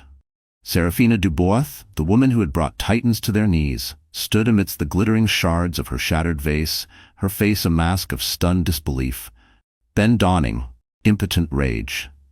The serpent had been defanged. In the days that followed, Serafina Dubois went silent, completely. Rumors, insidious and persistent, began to circulate through the city's gilded cages. She had fled the country, skipping from one offshore haven to another, one step ahead of the rapidly closing net of international law enforcement. Her lavish art exhibitions were abruptly cancelled, her name vanishing from the society pages as quickly as it had appeared. The immediate threat, it seemed, had been neutralized. The tabloids, deprived of their sensational updates on the Thorne scandal, soon moved on to the next billionaire's meltdown, the next starlet's disgrace. Julian and Nora returned to their Park Avenue penthouse, but the chasm between them was vast, a desolate landscape of betrayal and broken trust. The fight against Serafina had, ironically, united them in a common purpose, forged a temporary, uneasy alliance. But the deep, personal wounds of Julian's infidelity, his lies, his weakness, still festered. They agreed without discussion to occupy separate wings of the enormous apartment. Their interactions were civil, polite, anchored by the shared, unspoken desire to protect their unborn child from the toxic fallout of their shattered marriage. But the warmth, the intimacy, the love that had once defined them was gone, perhaps forever. Then, just as a fragile, tentative peace began to settle over their fractured lives, another ripple disturbed the surface. Days after Serafina's disappearance, Julian, his face pale and drawn, showed Nora a text message. It had arrived on a burner phone he thought was clean, a phone he'd used for other communications. The message was short, untraceable, and chillingly direct. Impressive. But this game has more players. We'll meet again. There was no signature. The sender was unknown. But the implication was terrifyingly clear. Dmitry Volkov, or other equally dangerous associates of Serafina Dubois, were aware of what had transpired, and they were not pleased. Curiosity element 3. The identity of the sender and the nature of this new, lingering threat remained an ominous, unanswered question. Nora sat alone in the newly decorated nursery. A room painted in soft, hopeful shades of pale yellow and cream, the scent of fresh paint and new beginnings heavy in the air. A fragile peace had begun to settle over her, the peace of a battle hard won. But the untraceable message, Julian's haunted eyes as he'd shown it to her, left a chilling new thread of unease woven into the fabric of their uncertain future. The serpent may have retreated, but were there other, even more venomous creatures, still lurking in the shadows? The silence from Serafina's side was deafening, a victory hard won. Yet that cryptic message echoed in the quiet moments, a specter at their uneasy truce. As the city's autumn chill set in, another, more profound event loomed. The arrival of their child, a new life conceived in love, now to be born into a world scarred by deceit, a world where danger might still lurk just beyond the carefully guarded perimeter of their fragile peace. The silence from Serafina Dubois's side in the aftermath of the Soho loft confrontation was deafening, a victory hard won, but tasting of ash in Nora Vance's mouth. Yet that cryptic, untraceable message Julian had received, impressive. But this game has more players. We'll meet again, echoed in the quiet, anxious moments, a specter at their uneasy, fractured truce. As the city's vibrant autumn began to bleed into the starker chill of early winter, another, more profound event loomed on the horizon, the arrival of their child.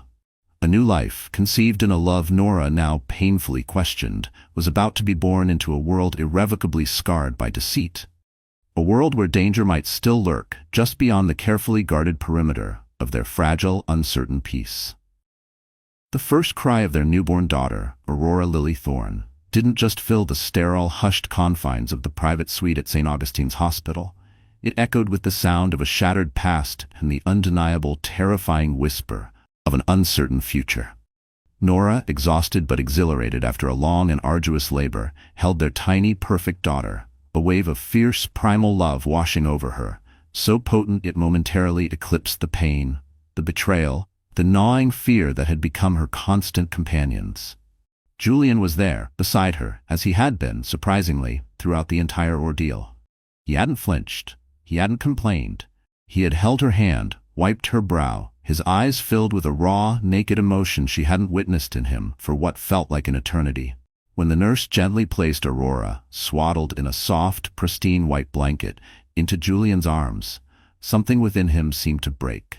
He gazed down at the tiny, scrunched-up face of his daughter, his expression a maelstrom of awe, regret, and a profound, gut-wrenching sorrow.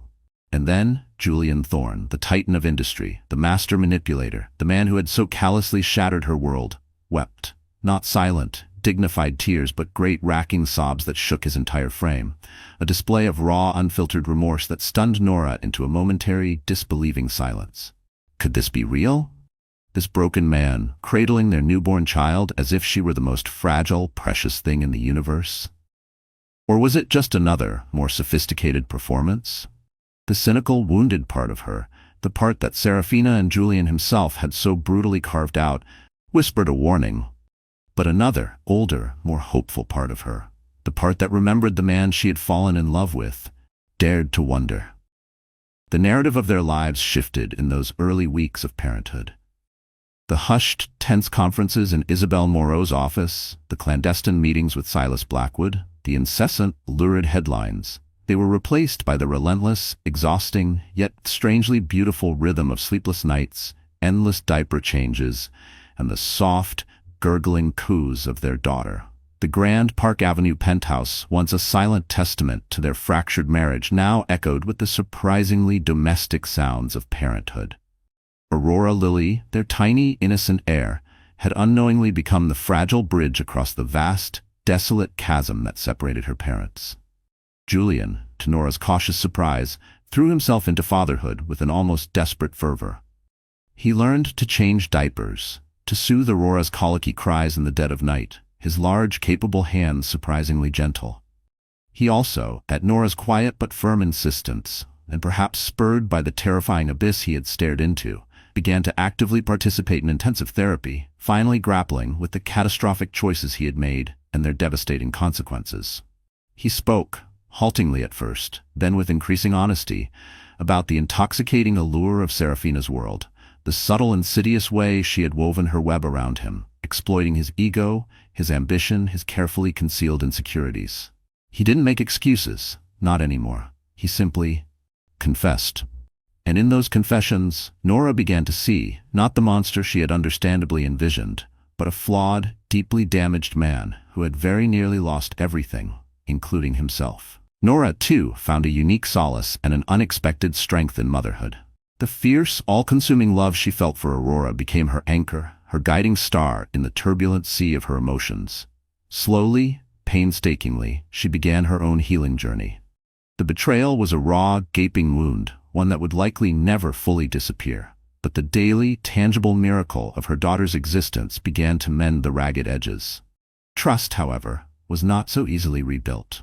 Their conversations, when they weren't centered on Aurora's feeding schedule or her latest developmental milestone, were often stilted, awkward, laden with unspoken accusations and unvoiced fears.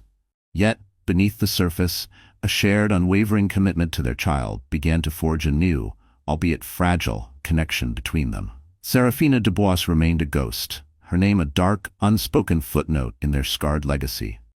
The occasional, discreet inquiries made by Silas Blackwood yielded nothing concrete. She had vanished, leaving behind only a trail of ruined lives and unanswered questions. The Thorn Global Empire, under stricter oversight implemented by a chastened board and guided by Isabel Moreau's shrewd legal counsel, was slowly, painstakingly recovering its tattered reputation. The art laundering scandal had been contained, the connection to Dmitry Volkov severed, though the cost, financial and reputational, had been immense. The untraceable text message, that chilling reminder that this game has more players, was never followed up. It became a lingering, unspoken question mark hovering over their future, a subtle, persistent hum of unease beneath the surface of their slowly healing lives. A stark reminder that shadows once invited in can persist long after the initial darkness has receded. Was it a hollow threat from a desperate, vanquished enemy, or was it a genuine harbinger of future dangers? A sign that Dmitry Volkov or others in Serafina's shadowy network had not forgotten nor forgiven. They didn't know, and that not knowing was a quiet, constant burden. The story of Julian and Nora Thorne did not conclude with a perfect fairy tale resolution. There were no grand declarations of forgiveness, no immediate, miraculous restoration of their shattered marriage. Life, Nora was learning, was far messier, far more complicated than that. One sun-drenched afternoon, months later, Nora stood in the doorway of Aurora's nursery, watching Julian. He was on the floor, his bespoke suit jacket discarded, his tie loosened, completely engrossed in making their daughter, now a chubby, gurgling infant, laugh with a series of ridiculously silly faces. Aurora shrieked with delight, her tiny hands reaching for his face. He looked up, his eyes meeting Nora's, over their daughter's head. And for the first time in what felt like a lifetime, there was no deceit in his gaze, no carefully constructed facade, only a deep, sorrowful understanding, a profound regret, and a quiet, desperate plea. Nora didn't offer him the absolution he so clearly craved. Forgiveness, if it ever came, would be a long, arduous journey, not a destination easily reached. But as she looked at him, truly looked at him, at the man who was her husband, the father of her child, a man as scarred and broken by their shared ordeal as she was. She felt something. Not love, not yet, but perhaps, just perhaps, a willingness. A willingness to see if a new foundation, built not on the shifting sands of youthful illusion and blind trust, but on the bedrock of brutal honesty, shared loss, and an unshakable, unconditional love for their child, could be forged from the ashes of the old. The final lines of their chapter were yet to be written. Betrayal, Nora had discovered, could be both a devastating ending and a brutally clarifying beginning. It was a relentless force that stripped away all illusions, leaving only the raw, unvarnished truth. But in that truth, in that wreckage, an unexpected resilience could be found. Sometimes the most profound love stories are not about fairy tales come true, but about the quiet, courageous, and often painful act of navigating the debris together, of sifting through the ashes, and choosing, day by painstaking day, to rebuild, one scarred, imperfect piece at a time, with the fragile, flickering, but ever-present hope of a new, more honest dawn. Hey, our incredible friends. You're still here with us, aren't you? And if you are, it means something in this story stirred your heart in a way you can't quite ignore. So let's sit with that for a moment, not with judgment, not with who's right or wrong, but with honesty. Nora's journey isn't just about betrayal or survival. It's about clarity, about how sometimes the people we trust the most become the ones who shake us awake. The Stoic philosopher Marcus Aurelius once wrote, "You have power over your mind, not outside events. Realize this, and you will find strength." Nora didn't wait for someone to rescue her. She stepped into the storm, chose to see things as they were, not as she wished them to be, and in doing so, she reclaimed her life. Maybe you're carrying something right now too, a wound, a question, a quiet ache.